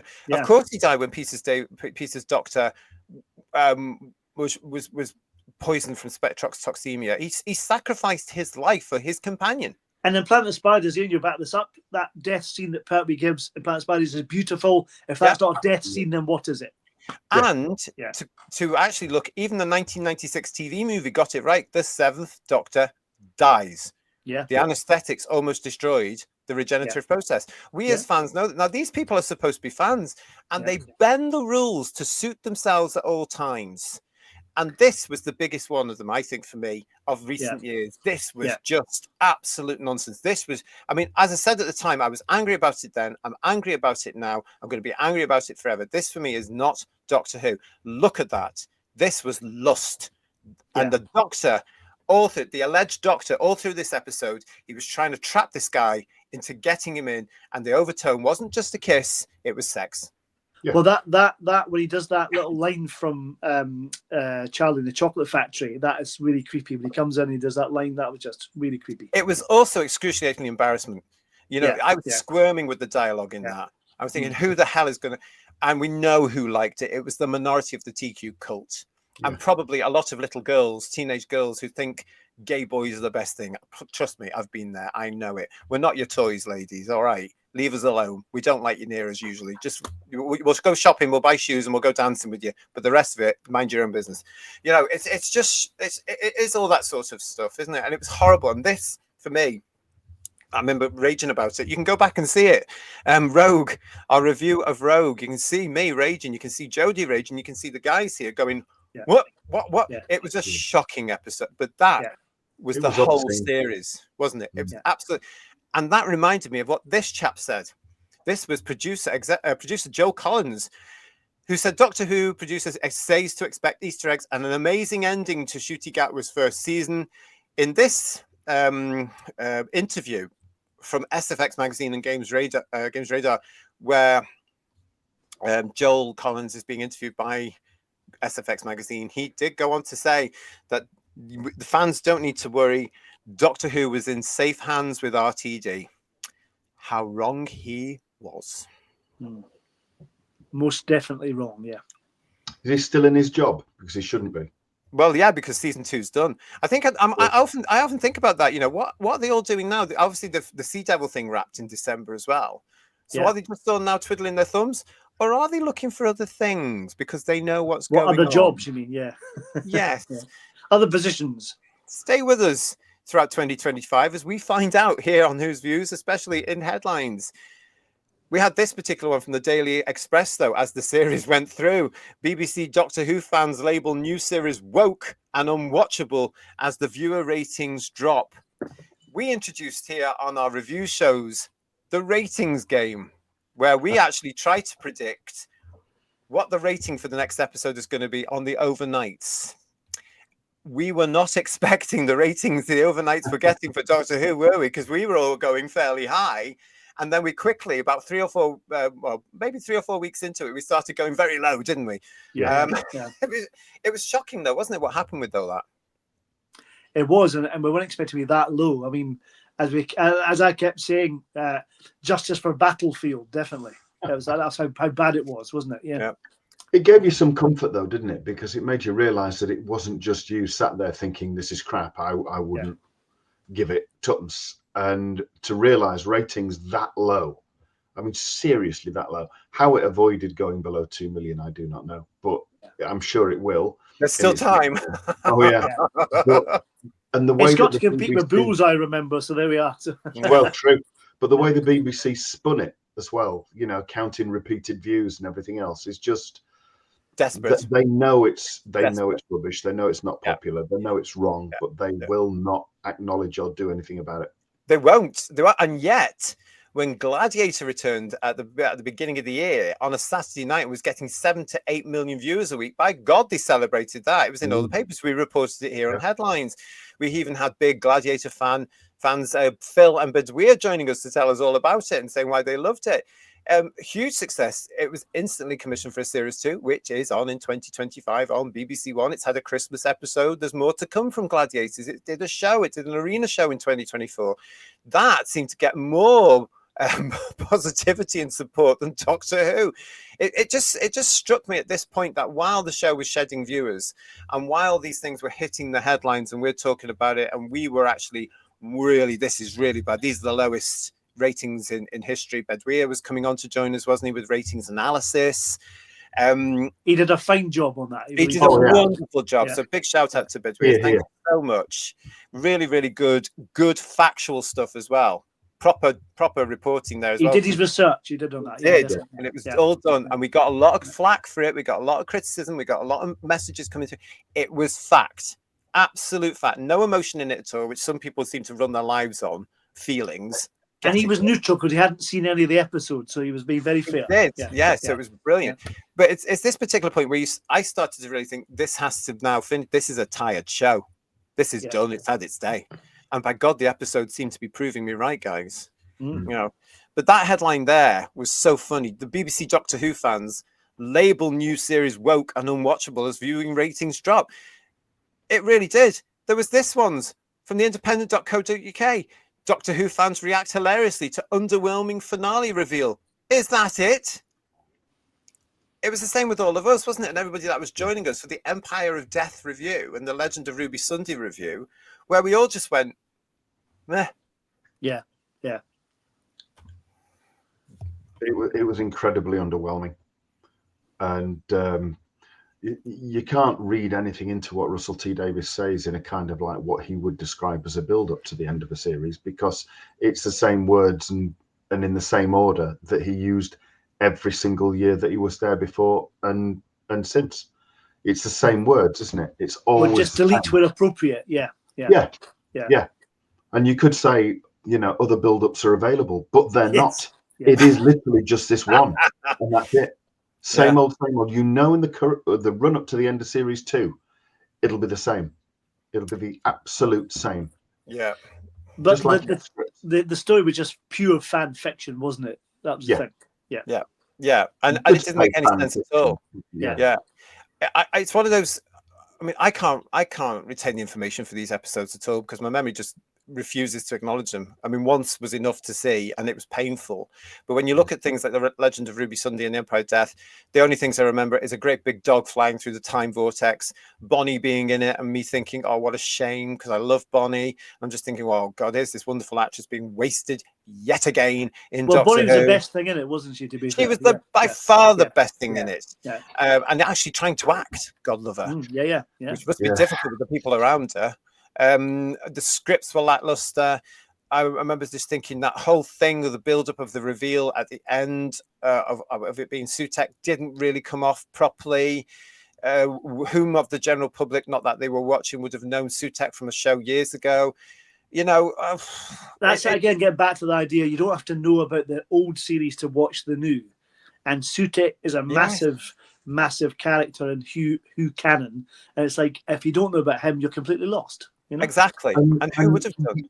And why can't you just create something new? Yeah. Just for a change, create something new. You know, the people that you brought in to write The Impossible Planet or Gareth and everything, they managed it, probably because they were skilled writers, and Russell T Davies isn't. Yeah, why did Rob Shearman not get another gig on Doctor Who? That is criminal. It really is. Fate obviously didn't fit, which is a shame because it showed, regardless, they didn't put the series first. They put personal preference. Yeah, yeah. Well, yeah. I mean, Doctor Who now, as I've said before, is very cliquey, and it's always the same people being rolled out continually. We also now have a set of approved fans, don't we? Yeah. And that actually takes us very nicely, by the way, into a story that we all saw and we all had something to say about. Nothing new there, I hear you say, but it was absolutely ridiculous. Who remembers this lady? This was Isia Iftikhar. And yes, in the very, very woke and insulting Metro, she actually wrote this article. Sorry, straight white men, Doctor Who was never made for you. This was a huge piece of news at the time. Do you remember? We're going to read through this because what happened shortly after, because there was a backlash, it was removed. The brilliant thing about people like us, though, is that we've still got it and we can bring it back to you, because what she said was all of this. Excuse me. From the moment I saw Ncuti Gatwa dancing the night away in a bright outfit during the 2023 Christmas special, I knew I would fall in love with his iteration of the Doctor. Not everyone was as excited by such an unapologetically queer. Why is that word around everywhere now, guys? I think it's really insulting. I was saying it to my wife, and she agreed, and we're both heterosexual. It's a terrible word. It suggests that people who are gay are strange. It's awful. It really is. But you know what? We're going to come into this again. I'm going to say it now because I see, if you're watching us again, queer is nothing to do with same-sex attracted people. It's just attention-seeking heterosexuals like you who are seeking validation for being a little bit different or wearing nail polish. Get a bloody grip. Let's get back to the article before I really kick off. Not everyone was excited by such an unapologetically queer black Doctor Who, though. A vocal contingent of keyboard warriors took to social media to claim the show had gone too woke. From arguing that the show has been torn apart by woke ideologues to creating their own social media trend, #RIP Doctor Who, you don't need to go far to find the litany of tired complaints. But I'd argue that the show has always been socially progressive and inclusive. I started watching the show during David Tennant's run as the 10th Doctor. Oh, so by the way, she's a real long-term fan and she's a real person who knows her stuff here then. She's really into it. 15 years ago, and immediately fell in love with the beautiful themes of found family combined with the captivating space and time adventures, and I've never looked back. Over the past 60 years, the iconic British TV show has cultivated a devoted fan base following the timey-wimey adventures of an alien known as the Doctor and his human companion in the TARDIS. In a nutshell, there is no world too crazy, time too far, or creature too strange.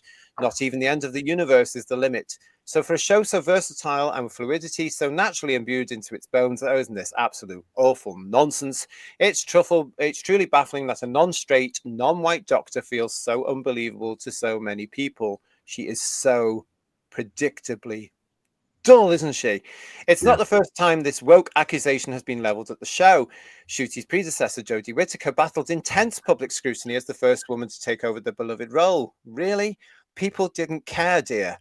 Angry viewers similarly accused the show of pandering to woke times, causing Jodie to tell the press it's terrifying that a woman being given a particular job can cause so much rage. Now Ncuti has been forced to justify his place in the sci-fi series since news of his casting in May 2022. In a recent interview with Attitude, the sex education star has spoken about the irrelevance of trolls. You are so angry over something so inconsequential that you can't be an interesting person. You can't have much in your life. But the bigoted straight white men who have spiraled into a meltdown clearly haven't been paying attention to the reboot's rich and ever-evolving history of multiculturalism and LGBTQ+ inclusion. When Queer as Folk creator RTD brought Doctor Who back in 2005, it was clear from the get-go that this is a show for all the outcasts in society. Class commentary was placed in front and centre through Rose Tyler and her mum Jackie, who lived on a London council estate, and left-wing sentiment has been a common thread throughout this series. Now, this is a young lady who's been a spoiled brat. She's a privileged, middle-class spoiled brat, isn't she? And she actually believes all this absolute nonsense BS that some of these people sprout. I mean, get a grip, girl, really. Could you put it back to that page again, GT, just from the top paragraph, or the bottom of the top paragraph? It says, you are so angry over so inconsequential that you can't be an interesting person, you can't have much in your life. Isn't that a bit the pot calling the kettle black a little bit there, don't you think? Totally. Yeah. But yet again, these people, as we've been saying all year, don't understand their own hypocrisy. Yeah. They'll say one thing and mean another thing. It's all right for them, the elite, to say things and dictate to us, the minions. It's all right for them to say, you will do this. They are the ones dismantling democracy. These are the people that are absolutely dangerous. And spoiled brats like Asia, who is from a middle-class family, as we've reported on headlines about. And this was the first of 2 articles she had last year. Yeah.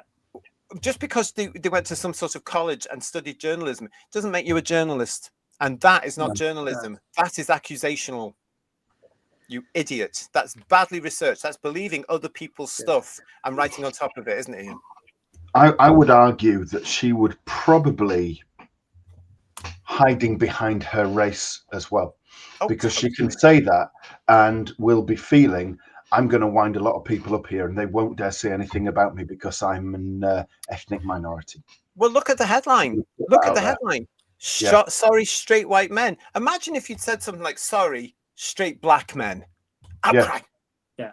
Or sorry, gay Asians. I'm waiting for white male privilege to come out of this as well. That's the next line. Yeah. I mean, I know we said this before, but this in hindsight, that has aged very, very badly now. Because the great British public have actually become more aware in 2024. You see this more now. It's a real shame that they voted the way they did, but I would reckon an awful lot of them at this point where we are now in December 2024 will be regretting that, because we know more about that extreme left-wing government now and what they're going to do.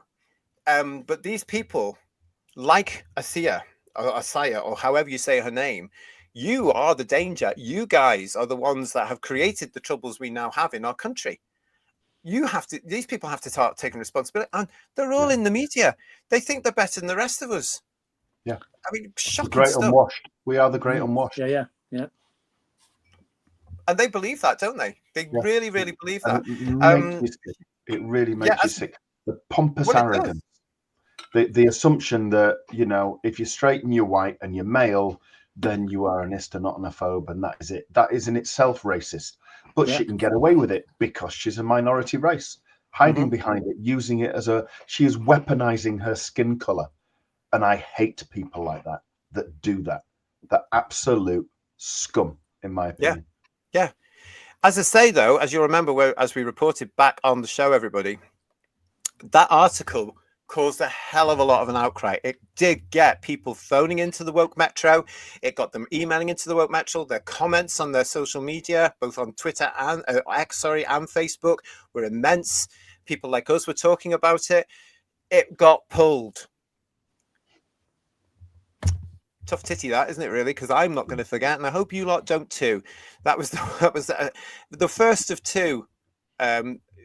She missed the point completely of the show, and just because it's in her image now, a minority image, the rest of us, and it's always it proved my point, didn't it, that I've been saying this year. They looked at, and I'm talking the entertainment industry, I'm talking the media here, they looked at science fiction and thought science fiction equals straight white men, they must be educated. Yeah. Not realizing that the truth was we were running around for decades, completely diverse and having a lovely time. Thank you very much. Because we didn't see each other for gender or sexuality or religion. We saw each other as another fan of science fiction and another fan of Doctor Who or whatever it was going to be. And we all got on with it. And the only things we rowed about in the old days was the length of Tom Baker's scarf, the deadly assassin, the robots of death. My first really good and long lasting, because they're still here, not literally here, but they're still friends of mine. My first real meaningful friendships with gay people were through Doctor Who local groups. Yeah. Yes. In the 1980s, and I still have those friends. And it's ridiculous to think that, you can be like that. And yet in 2024, some pompous, brown-skinned racist, white hater, race baiter is able to say that to you with absolutely no background knowledge whatsoever. Exactly. It's horrendous, and get away with it. I mean, I know they pulled it, and I know she probably had, careful when you say that to the straight people, they might not like it. But the fact is, she faced no censure. She wouldn't have lost her job for it. No. You and I would have done. Yes. In proper business. But because the whole of the media are shocked when they get a backlog or a backlash rather, like they have been doing, especially this year, it does take them by surprise, doesn't it? You were saying there as well, Ian, that you've still got gay friends from the 80s. Well, lucky you, I say, because of course a lot of my gay friends were Doctor Who fans. And for reasons that we're going to be coming to soon, none of them talk to me anymore. Yes, they all disappeared. We're all coming up to that. Listen, you're watching Who's Views. This is Headlines. It's our review of the year 2024. It's fabulous to see you. Thank you for joining us. This is the show where we are just looking at some of the headlines that sustained our content throughout 2024. Some of the highlights we've got for you. Don't forget, you can get in touch with us anytime you like through our email address, whosviews1@gmail.com.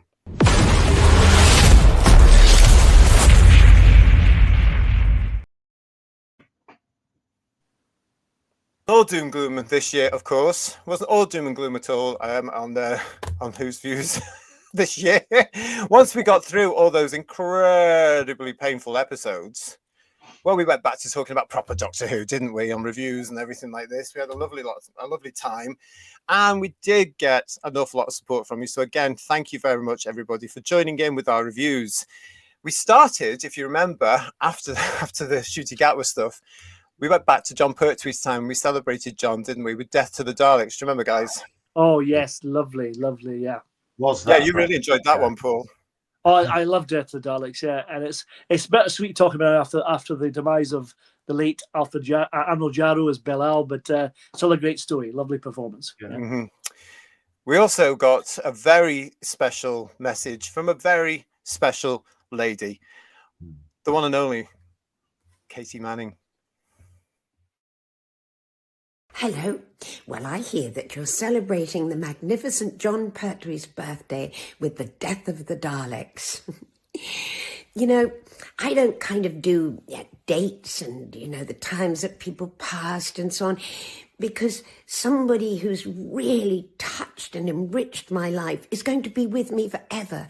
They've become a part of me. So they're there every single day of my life. And I was so lucky to have had John in my life. He changed my life. He was the most extraordinary friend to me, both on and off screen. We did have a very, very special friendship. And I just feel every single day, I feel gratitude for that magnificent man. So I hope you enjoy your day celebrating his incredible life. So, and one little thing before I go. It's actually quite well known because he said it many times. His least favourite alien was a Dalek. I rather liked them myself. Have a fabulous day. What an incredible man. How lucky we all are. What a thrill that was. And again, Ian, thanks very much for getting that arranged for us. That's all right. It was such a sweetie doing it, wasn't she? That was she lovely. Really yeah. was. Yeah. So, Katy, again, from all of us on Who's Views and from thank you very much. A huge thank you and happy 2025 to you, my darling. And hopefully we will catch up very soon in this year. It's been ages since I've seen Katy. Another laugh. Oh, right. So that was lovely. What you see, there was some good stuff on this channel as well, but it was amazing. Headlines continued to go all through the year. And at this point, I want to say a huge thank you to Paul and Ian for being part of the shows and being such fantastic presenters in this. And one of the many reasons why this show is such a success. So thank you both very much, especially when we have to deal with stuff continually on a regular basis like this. David Tennant annihilates anti-trans bigots. F off and let people be was the headline from, I hate to say it, but the Pink News from May. This was the start of Tennant becoming some sort of ridiculous shadow of his former self as he really got onto the TQ cult bandwagon along with his wife, Mrs. Tennant. And they started to bang the drum very, very loudly for a very homophobic, misogynistic cult. We were stunned by this. Do you remember? Well, I remember his statement. He was inciting violence a little bit as well, wasn't he? To be fair, wasn't he? So he was really off the mark, wasn't he? I think sometimes we conflate actors with intelligence, and whilst I'm sure that is the case, And I now know some acting people who I think are very intelligent. But I think here we have somebody that is an actor that is just a damn fool, really, and not very bright at all. I think they've all been captured by this cult, and it is a cult. I don't care what anybody says. It is a cult. It's a religion. It's a devotion, and they are all on this bandwagon. And I think there's several reasons. One, I think it's because they missed standing up for LGBT rights in the 80s and 90s. And the ones that are old enough to have been around in the 90s, like the Tenant, didn't want to know because it was all about them. It wasn't the done thing. RTD, I don't remember you being around, mate, as well in the 90s. I was there. I was on loads of marches. I was looking at fighting for same-sex rights and equality. I don't remember seeing any of these people, to be quite honest. And I feel like some of them, not just in Doctor Who, but in the media and in the music industry as well, just jumped on this latest cause. Oh, we've got to be seen. Now, I know there's a personal reason why they think they should be involved in this with the Tenants. There's a particular family member. That's fine. We won't go there. But as an adult, they should be turning around saying, no, you're not. Rather than saying panda, panda, panda, panda. When you look at people like Tham Smith, he's mentally deranged. He really needs psychological help, and psychiatry. There's something really wrong with this. But Tennant started to go on a tirade in 2024, and we were starting to cover it. And I particularly saw a different side of him. Him and RTD, Gatwa, they all started to say, if you don't believe, I'm paraphrasing, if you don't believe what we are, you're those and bigots, And it was really coming out more. And yet a lot of what they stand for is homophobic and misogynistic. Tennant, of course, started parading T-shirts. He's now famous for it. From a social media one, this again, I think was from Pink News. Doctor Who star David Tennant has one very simple message for all the ots out there. Leave trans kids alone, you absolute freaks. That was what was emblazoned on this T-shirt. He's been wearing badges with the TQ cult colours and the alleged non-binary colours, right? He really is going for this because I think as well, so is his missus. This has become famous in, on news outlets, not of course the BBC or ITV, but the alternative ones who actually started to guess at him when he actually made the big mistake of falling into this. And by God, he's not alone. Yeah. I think they're so uneducated and uninformed. I think it is just bandwagon jumping. I'm looking forward to, as we're agreed on, the tide turning and they start to backpedal and have to eat humble pie. I'm looking forward to that day. It's coming. I'd like to think that some very large concrete blocks have been put behind them so they can't backpedal at all. They shouted about this from the rooftops in public view, and that is where they should stay and be utterly humiliated. Career-ending, absolute humiliation. Do you remember that? What you deserve. Do you remember that sequence in the Goodies titles where that weight fell on a character? You know, that kind of moment, don't you? That can't happen, don't you? Yeah. This is all imagery, by the way, for those people who are messing with algorithms on our channel. It's all imagery. But listen, I mean, it shows you how confident they are or were. We'll soon find out with their cult-like belief that they feel confident enough to say all this stuff. They're in the right. The majority of the world is in the wrong. But would they go to somewhere like the Middle East? Wouldn't they? Would they say this in the Middle East? Of course they bloody wouldn't. It's not safe for same-sex people to go to the Middle East because you get thrown off a roof. These people are the sort of people that will deny that because they're more insistent on saying that a TW is a woman and a TM is a man, which they're not. It's a fact. Get over it. But backpedaling, as you're saying there, Paul, there's one particular lady in David Tennant's case who would be very interested in that. Yeah. David Tennant, of course, verbally attacked Kemi Badenoch, who has since become the leader of His Majesty's opposition in government. Yes, the Conservative Party. Now, whether or not Kemi Badenoch becomes the next Prime Minister at this point in time is debatable. Because there's a certain other person that seems to be on the way, and he's on the way, and he's rising, and people seem in the UK to like him, because a lot of people are rebelling against what the current government have done, what the previous government have done, and all, of course, the messaging and the agendas of people like David Tennant. They can't see it, though, can they? They cannot see that they're creating the very issues in society that we had actually sort of resolved in the 90s for the turn of the century.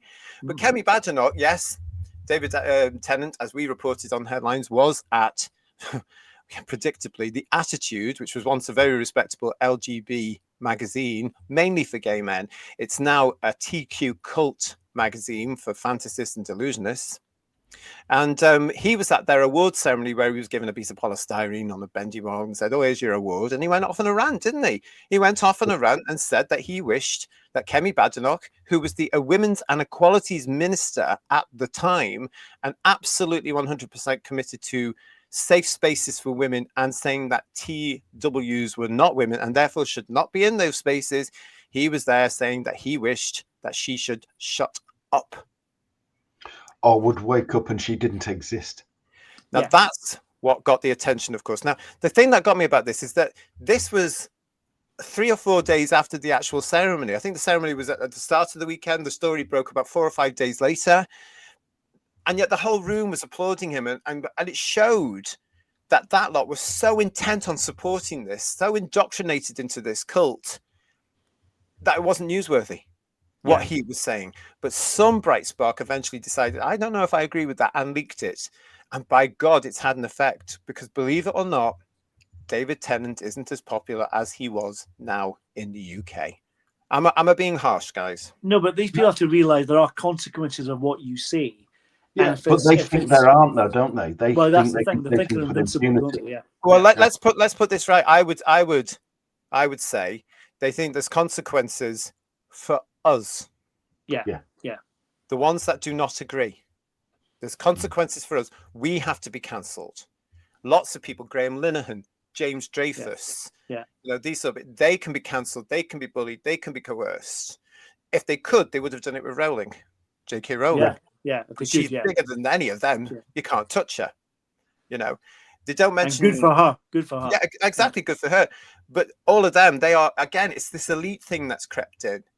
And unfortunately, when it comes to Doctor Who, we are actually dealing with role models here. Yeah. So when David Tennant says something, the people of all ages that were around with him, grew up with him, or like him now, don't bother to research anymore. They don't bother to go and have their own opinion. David Tennant said that, so it must be right. Yeah. And they know it. That's the whole thing about it. They know that. And I think they abuse that. Well, I think a lot of them that were cheering were probably people that were voting Labour at the last election. The Labour Party, which was trying to say, take a stand with that ridiculous Home Secretary, make a stand for women's rights and everything else. And there they are applauding like a load of deranged seals. This man saying, here's a woman speaking her mind. She should shut up or not exist. Yeah, exactly. That's misogyny, 1960s style. Shut up, you should not exist. And saying that someone shouldn't exist is quite a threatening phrase, isn't it? To be fair. Well, that's what people. I mean, it's as though he tried to clarify that very quickly when he realised what he'd said, because he's not totally stupid. How did he not get 5 years? Which part's missing, GT? I'm not quite sure. Allegedly, so yeah. And he tried to correct himself. I don't wish for any harm, he said very, very quickly, didn't he? Yeah. Clarified. But nobody, Paul, was going to go anywhere near somebody like David Tennant and say, say something like saying, we're going to have you up before the beak now. No, that's for the commoners. That's for the normal people. You can get dragged into. This is what people who get 14 years for that, allegedly. I think. This is where Britain is at now. You can actually, in the United Kingdom, as we speak now, have police knocking on your door for a social media post to query what you've done. That needs to go. That's obviously taking away free speech.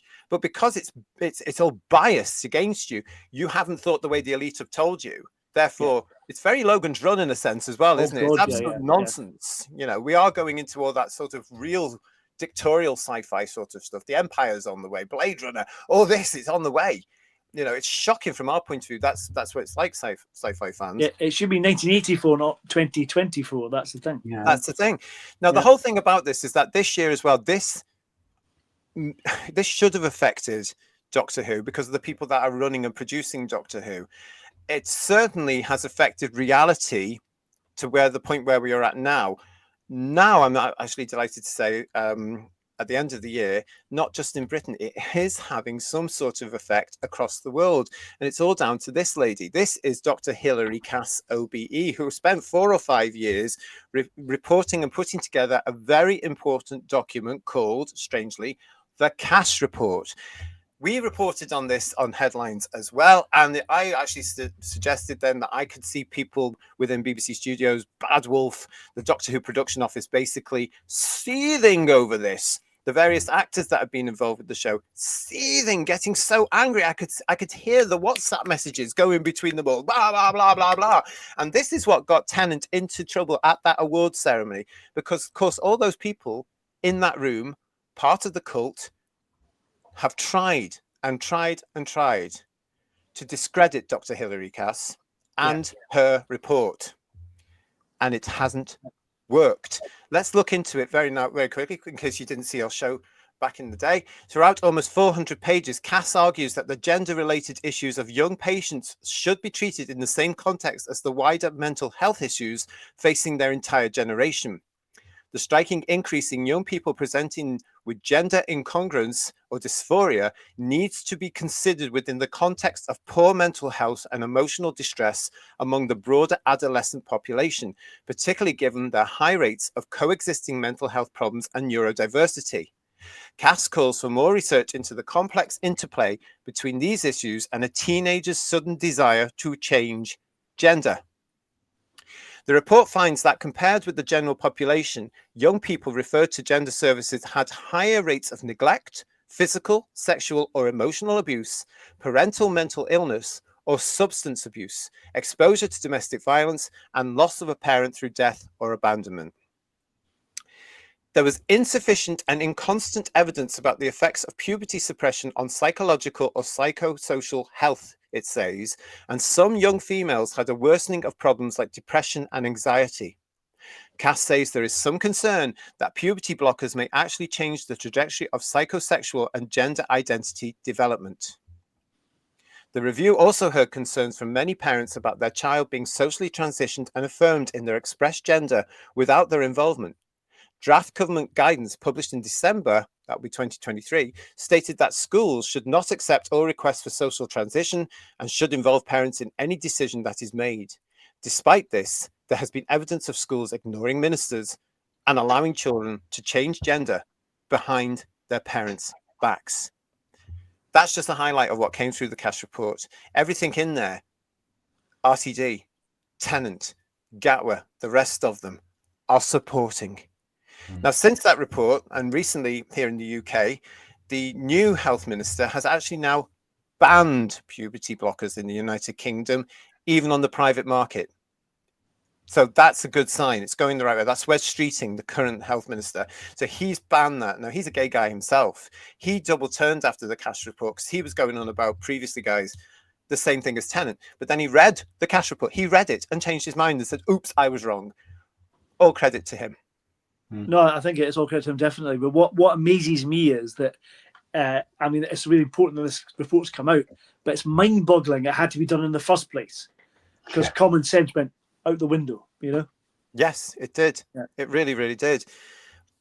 The Cass report is such a huge document. As I say, it's now started to be repeated even in America.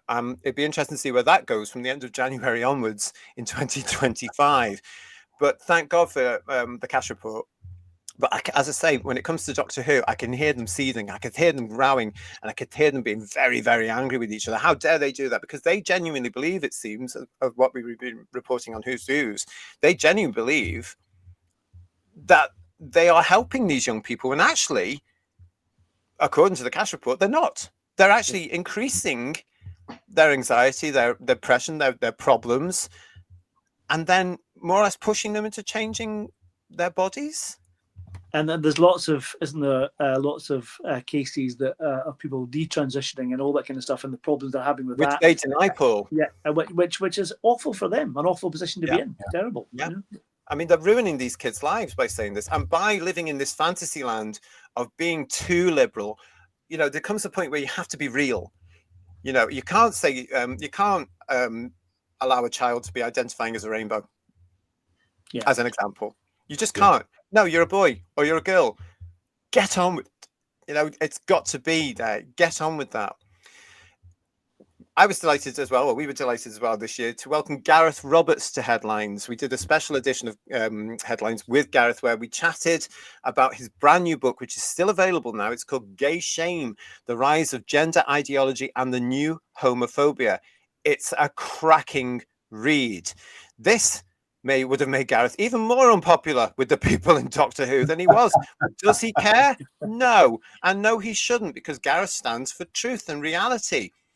And this book shows it. It's available right now from all good publishers. And I recommend it. It's a great read. And I also recommend the show that we did with Headlines with Gareth. And again, to Gareth, a huge thank you for taking the time to come onto the show this year and chat with me. It was a great show. And I hope to welcome you back with your next book, sir. So that would be great to support that. But thank you so much. It was a great, enlightening one.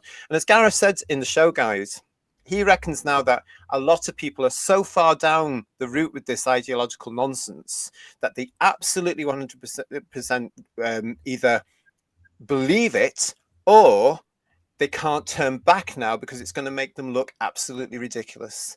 It's a good point, that, isn't it? Which is stupid, stubborn people, isn't it? Really? Yeah. Absolutely, it and is. The fact that a lot of them look absolutely stupid anyway before they consider turning back. So it'd make no difference really. And I think they always underestimate, and this cuts across a lot of things. They always underestimate the value the British public would actually put on somebody just showing some contrition and going, you know what, I was wrong. Like Streeting, to be example. I'm not his biggest fan, but for reading that and changing his opinion based on it, saying, I've read something written by somebody that knows way more on this subject than me. They've done a really balanced report. And you know what? On the weight of everything, I think they're right. My opinion previously was clearly wrong. I'm going to change my view and hold my hand up. You get respect for that, but so many people won't do it. Yeah, or if they are doing it, they're keeping quiet about it so as not upset. And we've said before, and we've all agreed on Headlines before, when it comes to the show business, alleged entertainment industry as well, if you do not agree with their policies, you're not getting hired. Yeah. You know, and Gareth was brave enough to call it out early on, which is good for him. You know? Well, I mean, there are certain casting directors that are so ingrained in this cult, if they won't hire you if you're not on the same page. And we see that now by the amount of people they've blocked. We all know who we're talking about. The amount of blocking that went on X, Twitter, you know, Facebook, all the social media platforms. The amount of people, you're nasty. I'm judging you. You're blocked.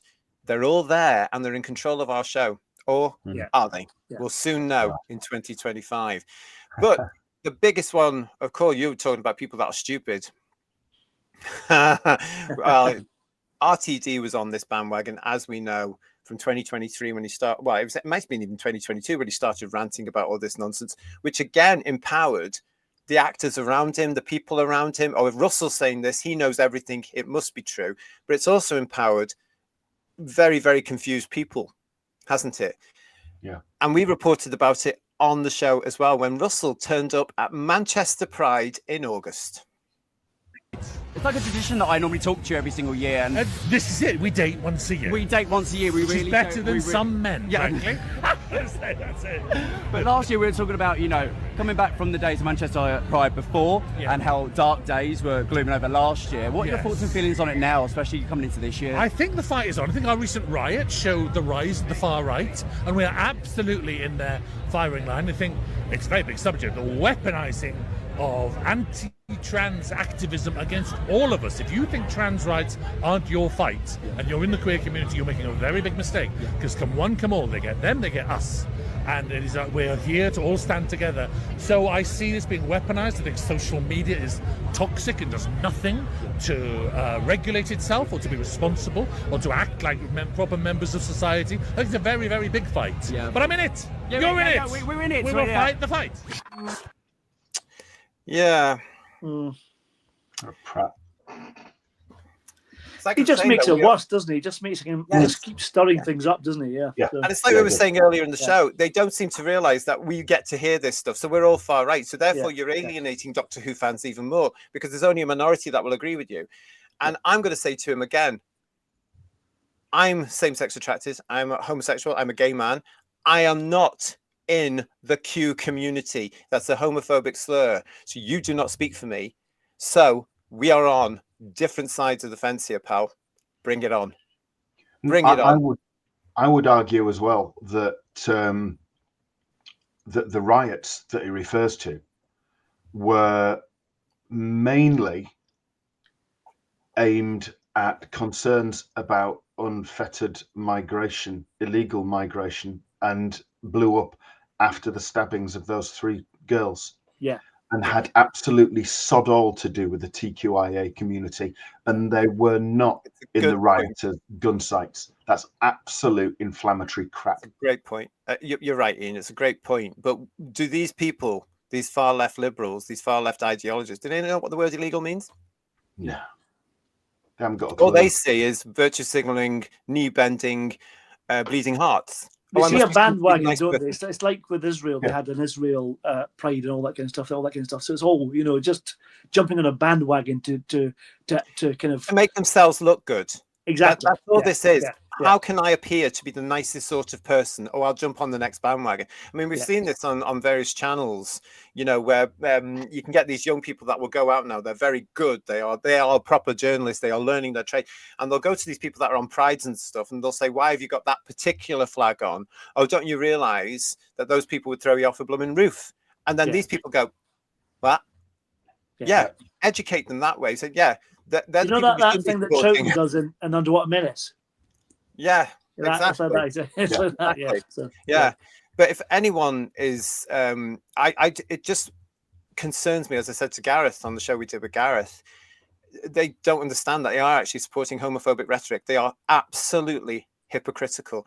RTD has been getting into trouble now with his big mouth for several years now. It must be 3 years going now. I'm sure he's not going to stop in 2025 because, as you say, nothing can stop me now, as we said at the stop of the show for him. He actually supported this. Now, there was another incident. I can just see him and Tennant doing sort of WhatsApp tennis or something. Oh, I upset Kemi Badenoch. Oh, well done. But I upset Rishi Sunak because he got at him as well. There was an incident this year, of course, which we reported, which was when Attitude sent an open letter to the Prime Minister, Rishi Sunak, which they accused the Prime Minister at the time of transphobia. Basically, you can read what it says there. I don't want to go back into it now, but they took it out. Attitude, in their deliberate way, took it totally out of context and tried to blow it up. Now, it didn't get anywhere because everybody saw through it, except RTD, who came back with this. Excellent words from Attitude magazine. We are governed by bastards who incite murder. Yeah. And one YouTuber was quite keen on that, weren't they? Yeah. And then got banned from X. Now, that particular person is back on, apparently, on all this. But anyway, this was RTD saying this. Sorry, JT, but something less than that on Facebook saw somebody get 3 years in prison. Yeah. This is what I mean by the double standards that we are now facing. If you do not follow the ideology of the left wing, the extreme left wing, you are the enemy.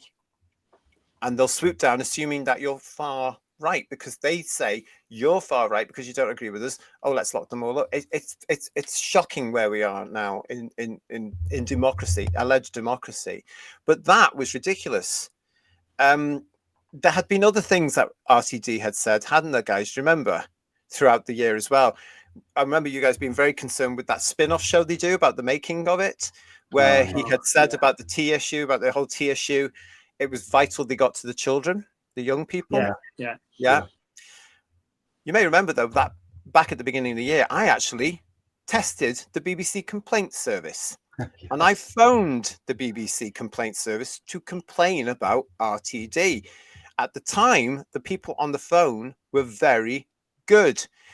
The lady I spoke to was shocked by what I was reporting about RTD. She had an audible, and then she put me on to a team leader, I'm assuming, who said, oh, no, well, that's not right. Here's an email address.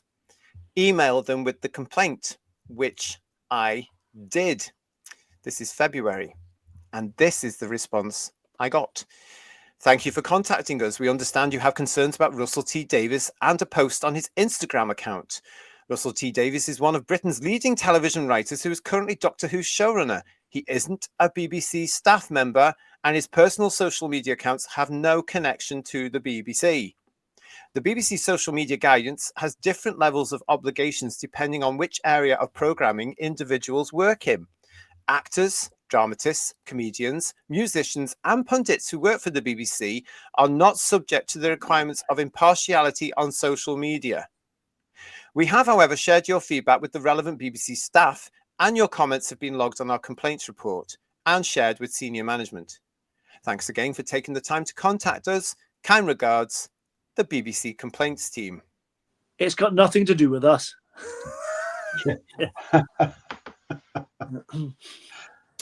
It's the beginning of it as well that gets me. Let's look at it together. Russell T Davies is one of Britain's leading television writers who is currently Doctor Who's showrunner. Who cares? Yeah. He's not one of the leading... In your mind, he might be. He's just proved he can't write for toffee. He's more interested in his agendas. He's a very poor activist now. But who cares if he's a leading writer or not? He said things which should be actioned. BBC, as you saw there, don't care because he's not a BBC staff member.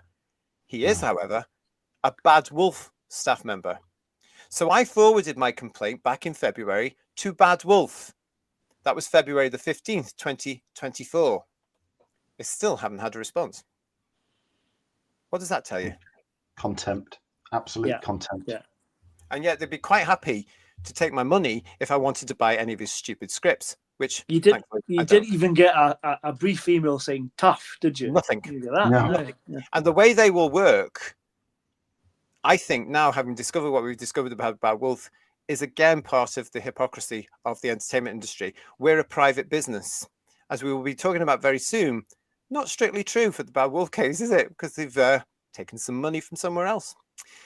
Anyway, that was all that there, but that's what we've had to deal with all of that sort of stuff. It's just very sad, isn't it? It's very, very sad where that all comes to. And I just think, really.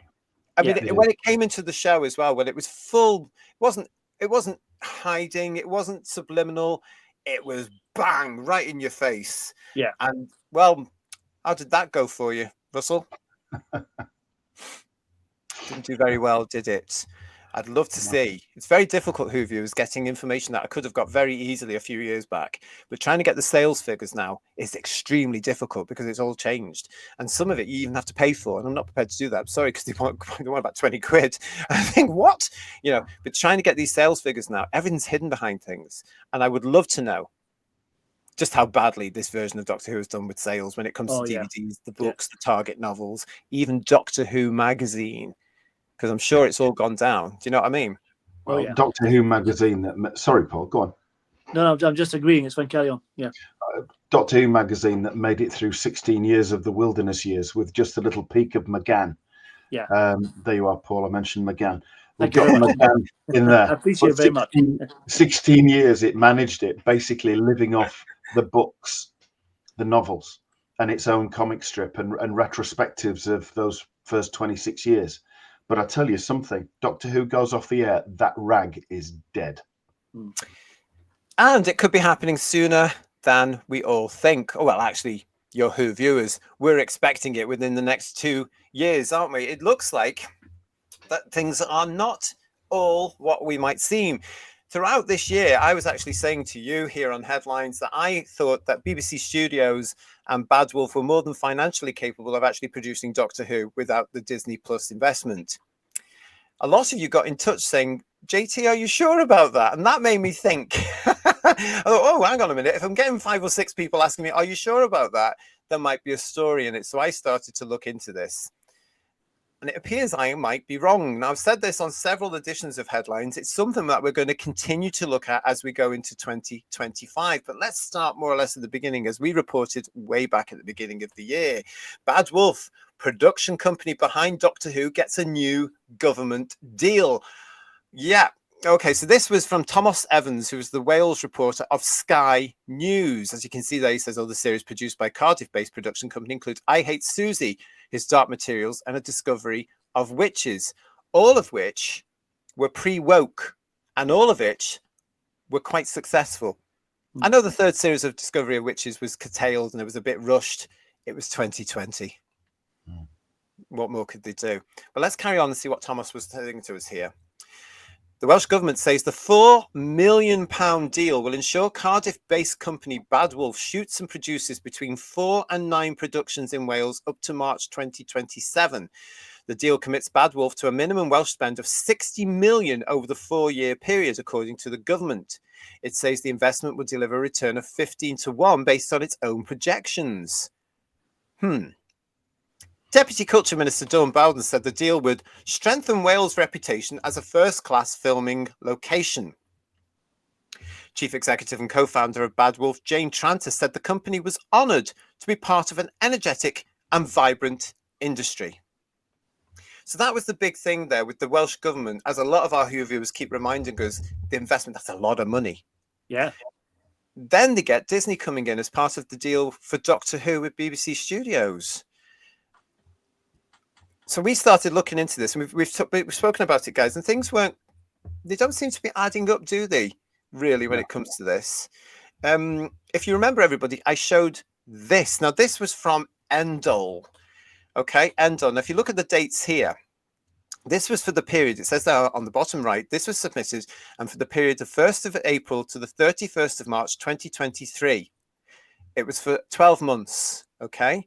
This is all the details here, all right? It also said there that the next confirmation date in the middle column there would be the 4th of December 2024. This was also from that particular report there. Period ended 31st of March 2023. Total assets 8.87. Cash in bank. Turnover unreported. We're now at a point now where, of course, the new version's available. So this was the old one. This is the new one. Nothing's changed. There's no new information on it at all from Endol.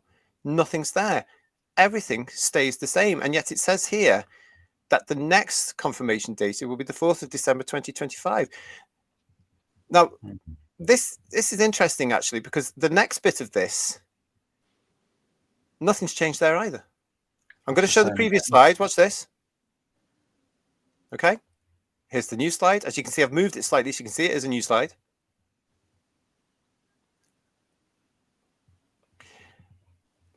Endol, by the way, is a business intelligence platform that provides information on companies throughout the United Kingdom. It offers a large range of financial services, including key financials, risk factors, and decision-making processes, that sort of stuff. And I just thought, when I went to get this, I thought, oh, I'm reading this wrong. So if you know more about this, let us know. whosviews1@gmail.com. If you're a financial analyst, come on the show in 2025. Come and talk to us about this, because we don't really understand this, but nothing has changed in that report. Now, how can that be? How can that possibly be when they've just spent a lot of the finance from Disney to produce Doctor Who and its spin-off, which actually goes down as part of what the Welsh government are looking at there? You know, so many a year.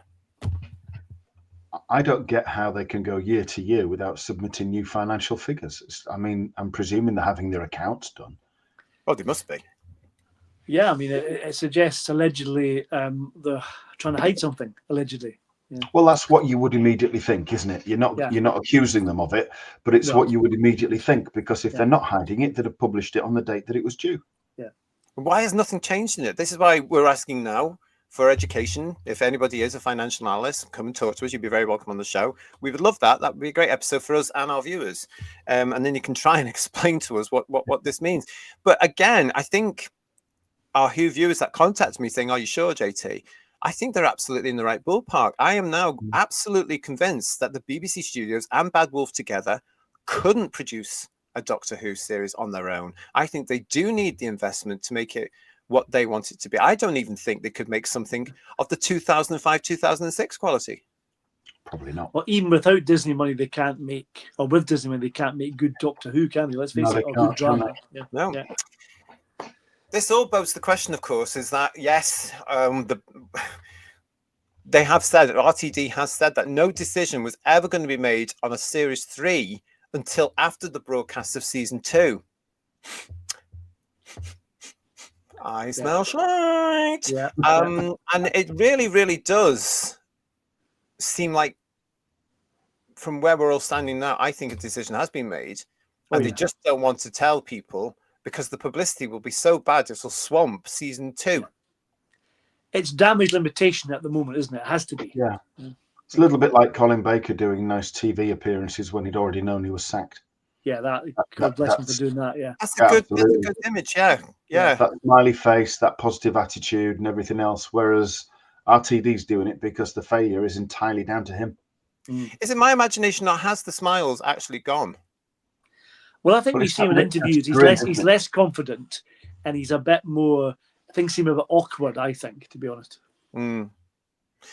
All this is out there, obviously, we're just gossiping at the moment. Let's be very honest. We're looking at what limited information we've got. But it's such good fun, though, isn't it? It is good fun. And we're going to continue to do it into 2025, by goodness. And I think more might come out from that. You've got to stay with us. Make sure you subscribe to the channel. Make sure you are still subscribed to the channel, because yes, some people are saying and getting in touch continually now to say, I've just been unsubscribed and resubscribed. What are you doing? The Tube of Who? Leave us alone, please. We've got a lovely community here. We don't want to lose at each other. Leave us alone. Thanks very much. But let's look at this together as go through. And yeah, absolutely. Let's see where it leads us, because that decision is on the way publicly. If we hear anything before that, things can leak, you know. Then, of course, we'll be here to talk about it. I've put this fella off now for as long as I dare. But he's got to come into the show now, because one of the biggest stars of headlines and Who's Views this year was this chap.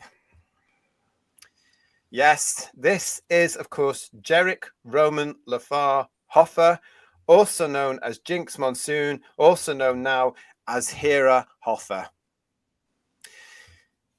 Oh, I've put this off as much as I can, but we have to talk about him because we talked about him an awful lot. This, to me, I'm going to say it again. What a very sad guy this is. This is another case of touching on what we were touching on before. This is the show business industry pandering to somebody who's obviously got major mental ill health. So this, according to the people that put him in there, he's a mate of RTD's. We all know that. We've covered it extensively over the beginning of the year, especially. And this is the drag queen, everybody. Do you remember my reaction when we heard there was a drag queen coming into Doctor Who? Yes, we remember, yes. Especially one from that old Crohn's drag race show, which is now across the world, and which has indoctrinated young people's minds all across the world with fallacy and lies and fantasy and just utter BS, total nonsense. Well, of course, he contributed, and I don't care. I'm going to call him a he. He's a biological male. I don't care what procedures he goes through. He's got a lot of money. Yeah, because of that awful nonsense that he took part in, he's made it onto Broadway. There's a small minority that thinks he's a massive star. We had to turn around and say who, didn't we? Because none of us, because we're grown-ups and adults, had never heard of him. But yeah, he contributed to the fall of Doctor Who, and it was predictable, wasn't it? Really, we had this. Doctor Who's newest villain might drive some viewers away. Good riddance, said Slate magazine. They all came from the same drum, really. They were banging on the same drum here, these people, at the particular time. We had this one from Variety. RuPaul's Drag Race star Jinx Monsoon, who plays the over-the-top villain Maestro in the new Doctor Who, says, who gives an F what bigot think? In response to the racist, homophobic backlash Ncuti Gatwa, the 15th Doctor, has faced because of his casting. Again, made up. This became legendary. For every transphobic, racist, bigoted Doctor Who fan that we lose this season, there are going to be 3 to 5 new fans who are coming in for the representation. So to those fans who are not fans, I say, don't let the door hit you on the way out. Yeah. Are the fans still on the way? Are they still coming? What's happened? They've not arrived yet. I'm still waiting. Are they coming? No, none of them have they? I think they got on the wrong boat. I think they did. over from Dragland and TQ Cultland. But this was hilarious, wasn't it, Who Views? And I know it rattled an awful lot of you. So yeah, again, big story for us this year. Cosmopolitan was one of the many of the like-minded magazines that covered this. Two-time Drag Race champion Jinx Monsoon doesn't give an F what transphobes think. The legendary Queen, please, is joining Little Shop of Horrors and chatted with Cosmo about making Broadway history, returning to Chicago, and his new chosen name of Hera. Let's get into it. I know there's been some minor backlash from transphobes regarding your Audrey casting. What do you have to say to the people who argue you're taking roles away from cis women? Even the wording from these people is disgraceful, isn't it? It's assumptive. Yeah. There has been some minor backlash. No, it was quite considerable, actually. Some of them from women who act. They've assumed that they're all transphobes as well. And this was because this drag queen, this bloke, has got the lead female part in the Little Shop of Horrors on Broadway. Not for the first time he's taken a woman's role. As far as I'm concerned, guys, there should be panto in the UK and Hairspray that does that. Not every single bloody play. You know, is that just me? Call me old-fashioned. Don't care. Let's see what his response was. Well, that's valid. But who the F cares? And what transphobes think. So there, basically what he's saying there at that particular point, this is a valid, yes, I have taken the role. I'm acknowledging that. But who cares? Because they're all transphobic. What a lie. Anyway, it goes on, you know, this is a role intended for this woman and I'm playing it. But if you look at it from my perspective, there are really only two roles I will get to play. The MC in Cabaret and Hedwig in the Angry Inch. Unlike Frankenfurter in the Rocky Horror Picture Show. Well, get on and play with them then, you loon. So more than two. My point is there are only these slivers of roles that I've seen in my lifetime that are meant for people like me. What, drag queen artists, you mean? I'm sorry if I have to... Go on. So I was going to say, why can't he just play a part as a man then? I don't understand that. Exactly. As a male actor. Yeah. Because it shows their delusion, doesn't it? It shows the fact that the character has taken over him too much. And also now the fact that he has apparently transitioned. He hasn't really. But, you know, in the case that he's gone through this very painful surgery and all this sort of stuff, it does show that he's mentally unbalanced, in my opinion. Really, really does. Truth hurts, doesn't it, everybody? But this is it. We've got all this going on here. I'm sorry if I have to steal a few roles here and there, but there aren't many written for me until we start writing roles for trans feminine people. What the hell is that? We're all just going to have to suspend our disbelief a little bit until there's real equity and the industry is fair for all of us. So they want the industry to be fair to them who are men stealing women's roles. Which isn't fair at all. Yeah. It is to them, though, because they're the ones that are in the right. And any woman or any fella that stands up and saying, you're a bloke, take a bloke shot, you're transphobic. Yeah. In a nutshell, this drag queen, Jerick, also known as Jinx, also now known as Hera, get a grip, has absolutely encapsulated what is wrong with the alleged entertainment industry right now in 2024. My God, there's a shake-up coming for you lot in 25 onwards. Yeah. Good. It needs to happen. Look at all this goes on. I actually like seeing roles from new perspectives. I would be just as happy with a trans masculine Seymour in this show. I'd be just as happy with any role in any show being cast gender blind, so long as it makes sense for the character. A man playing a female character doesn't make sense for a female character. It continues. I'm not saying that I'm even playing Audrey as a trans feminine woman, but I am playing her in the way that only I know how. Oh, good for you. He continues, I don't think it's impossible that Audrey could have been a trans feminine woman in the 60s, because where did the people who went against the norm go? They lived on Skid Row. This is what I call delusion and lack of awareness. 2024, said Cosmopolitan, is really your year. You were also cast in a significant role on the up-and-coming season of Doctor Who, which is airing May the 10th. Were you a Doctor Who fan prior to being cast on the show? Rather than saying no, Jinx decided to go on with this load of waffle. I'm an RTD fan first and foremost. He's such an incredible writer, and I think a voice for our generation. He's 20 years older than you, I think, maybe 10. He's a lovely human being and a wonderful patron of the arts. To be invited into the Doctor Who universe right as he's taking such a big step in a new direction this season is so exciting. I get to be a part of a tidal wave that's about to hit, and as a fan, I can say that what I've seen is absolutely wonderful. Yet again, they were aware what Russell was doing. He must have sat them all down from the beginning with David Tennant, saying, this is the way this Doctor Who's going. And he definitely said this to Jinx Monsoon or Jerick or whatever you want to call him, because they're pals. You're going to be part of this. This is where we're going. This is what I'm thinking. This is the message. This is the... Call me paranoid. I think that's exactly what would have happened. Yeah. Completely agree. It carries on. It absolutely carried on here with this from Pink News and The Attitude. Doctor Who star Ncuti Gatwa slams government attacks on trans people. It's divide and conquer. Doctor Who star Ncuti Gatwa has accused the UK government for using trans people as a scapegoat for its own ineptitude. What's he on about? Is this the thing about mentioning the trans person in Parliament? Is that the issue? No, this is the other thing. Let's look at this. This is this. Speaking to Attitude magazine ahead of the new season of the beloved sci-fi show landing next month, Gatwa shared his distress at watching politicians incite hatred against trans people and other minority groups. Everything trickles down from the top, and when you see politicians openly attacking marginalized communities, when you see our politicians openly attacking trans people, it makes it okay for everyone else, he explained. It is scary to see what we've got to say that we've got to a point where it is fine to attack vulnerable people because that's essentially what's happening. Gatwa continued to vent his fury at the sick politicians who use trans people and other minorities as a means of hiding away from their ineptitude.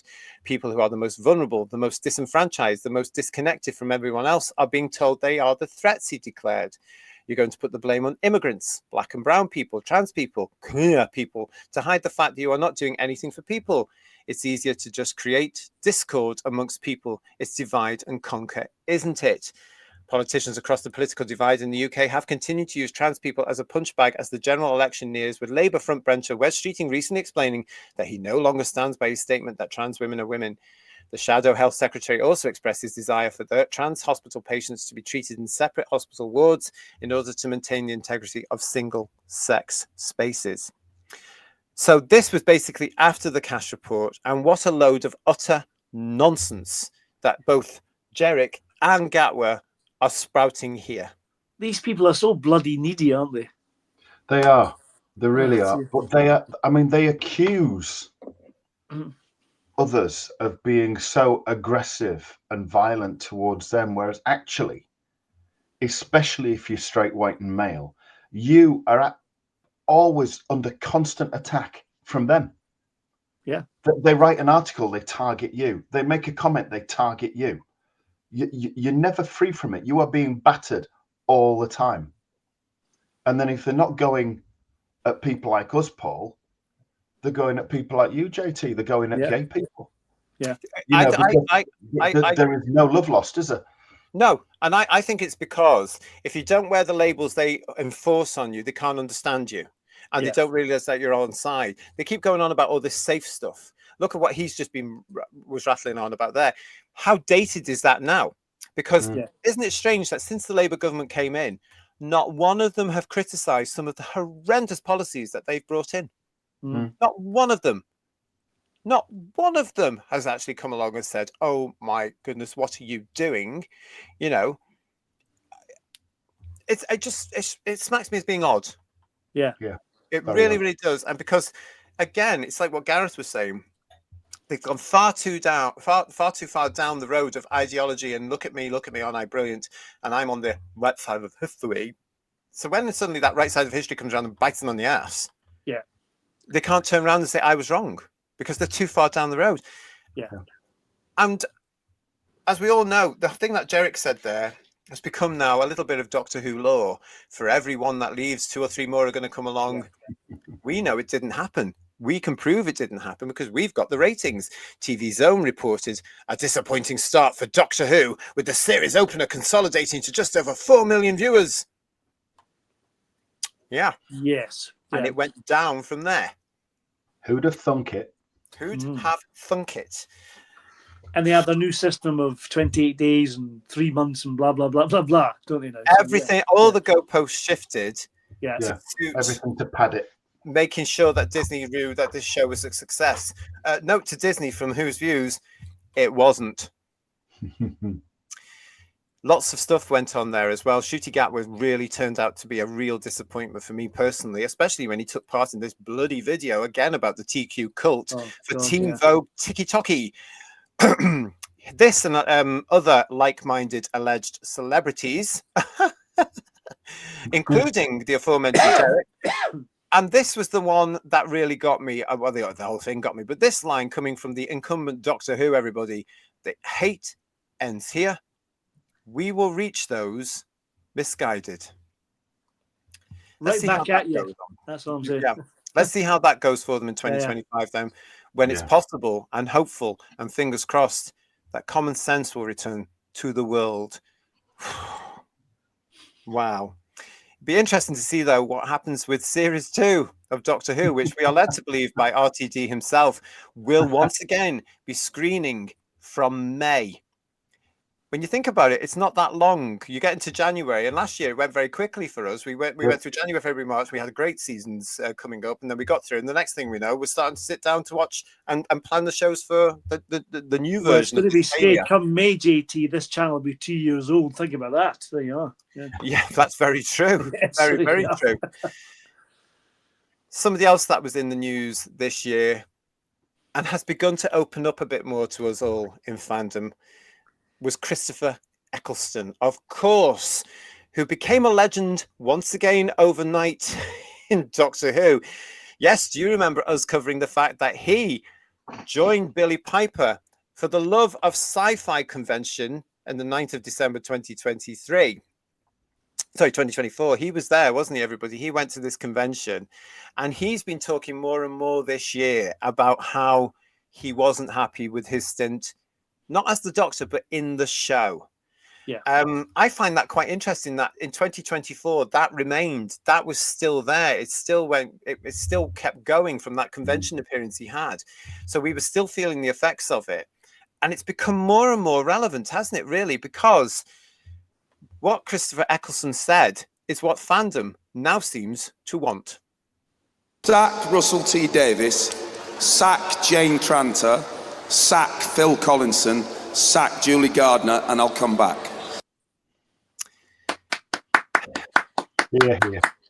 Yeah. It seems that a lot of us in fandom, and I'm going to say millions of us, caught up with Mr. Eccleston around about the end of June. I wonder why. I wonder why that was indeed. There were a hell of a Billy lot of Piper sat there sniggering as well, was quite fun. Yeah. Oh my goodness. Listen, there were a lot of headlines throughout 2024. We couldn't do justice to all of them because the show would be weeks like we have done. There will be. We know there are going to be a lot more headlines to talk about throughout 2025. Thank you, everybody, for joining us through 2024. This channel has been fantastic this year. We've seen record-breaking for us views. We've seen a huge surge in subscribers. We thank you, every single one of you for joining us. Thank you for joining us on the live streams and being such an important part of the show. Your views count to us. As ever, you can get in touch with us at any time you want at whosviewsone@gmail.com. Send me an email. I'm going to say it again. It might take me a while to get back to you, but I will get back to you. If you've got any stories that you think are great for headlines, if you have any suggestions, if you want to take part in Chit Chat, where you can come along and have an hour or so chatting to me all about you, you are more than welcome. Thank you so much for being with us throughout the year. Please stay with us as we go into 2025. Could this be the year Doctor Who ends? Yes.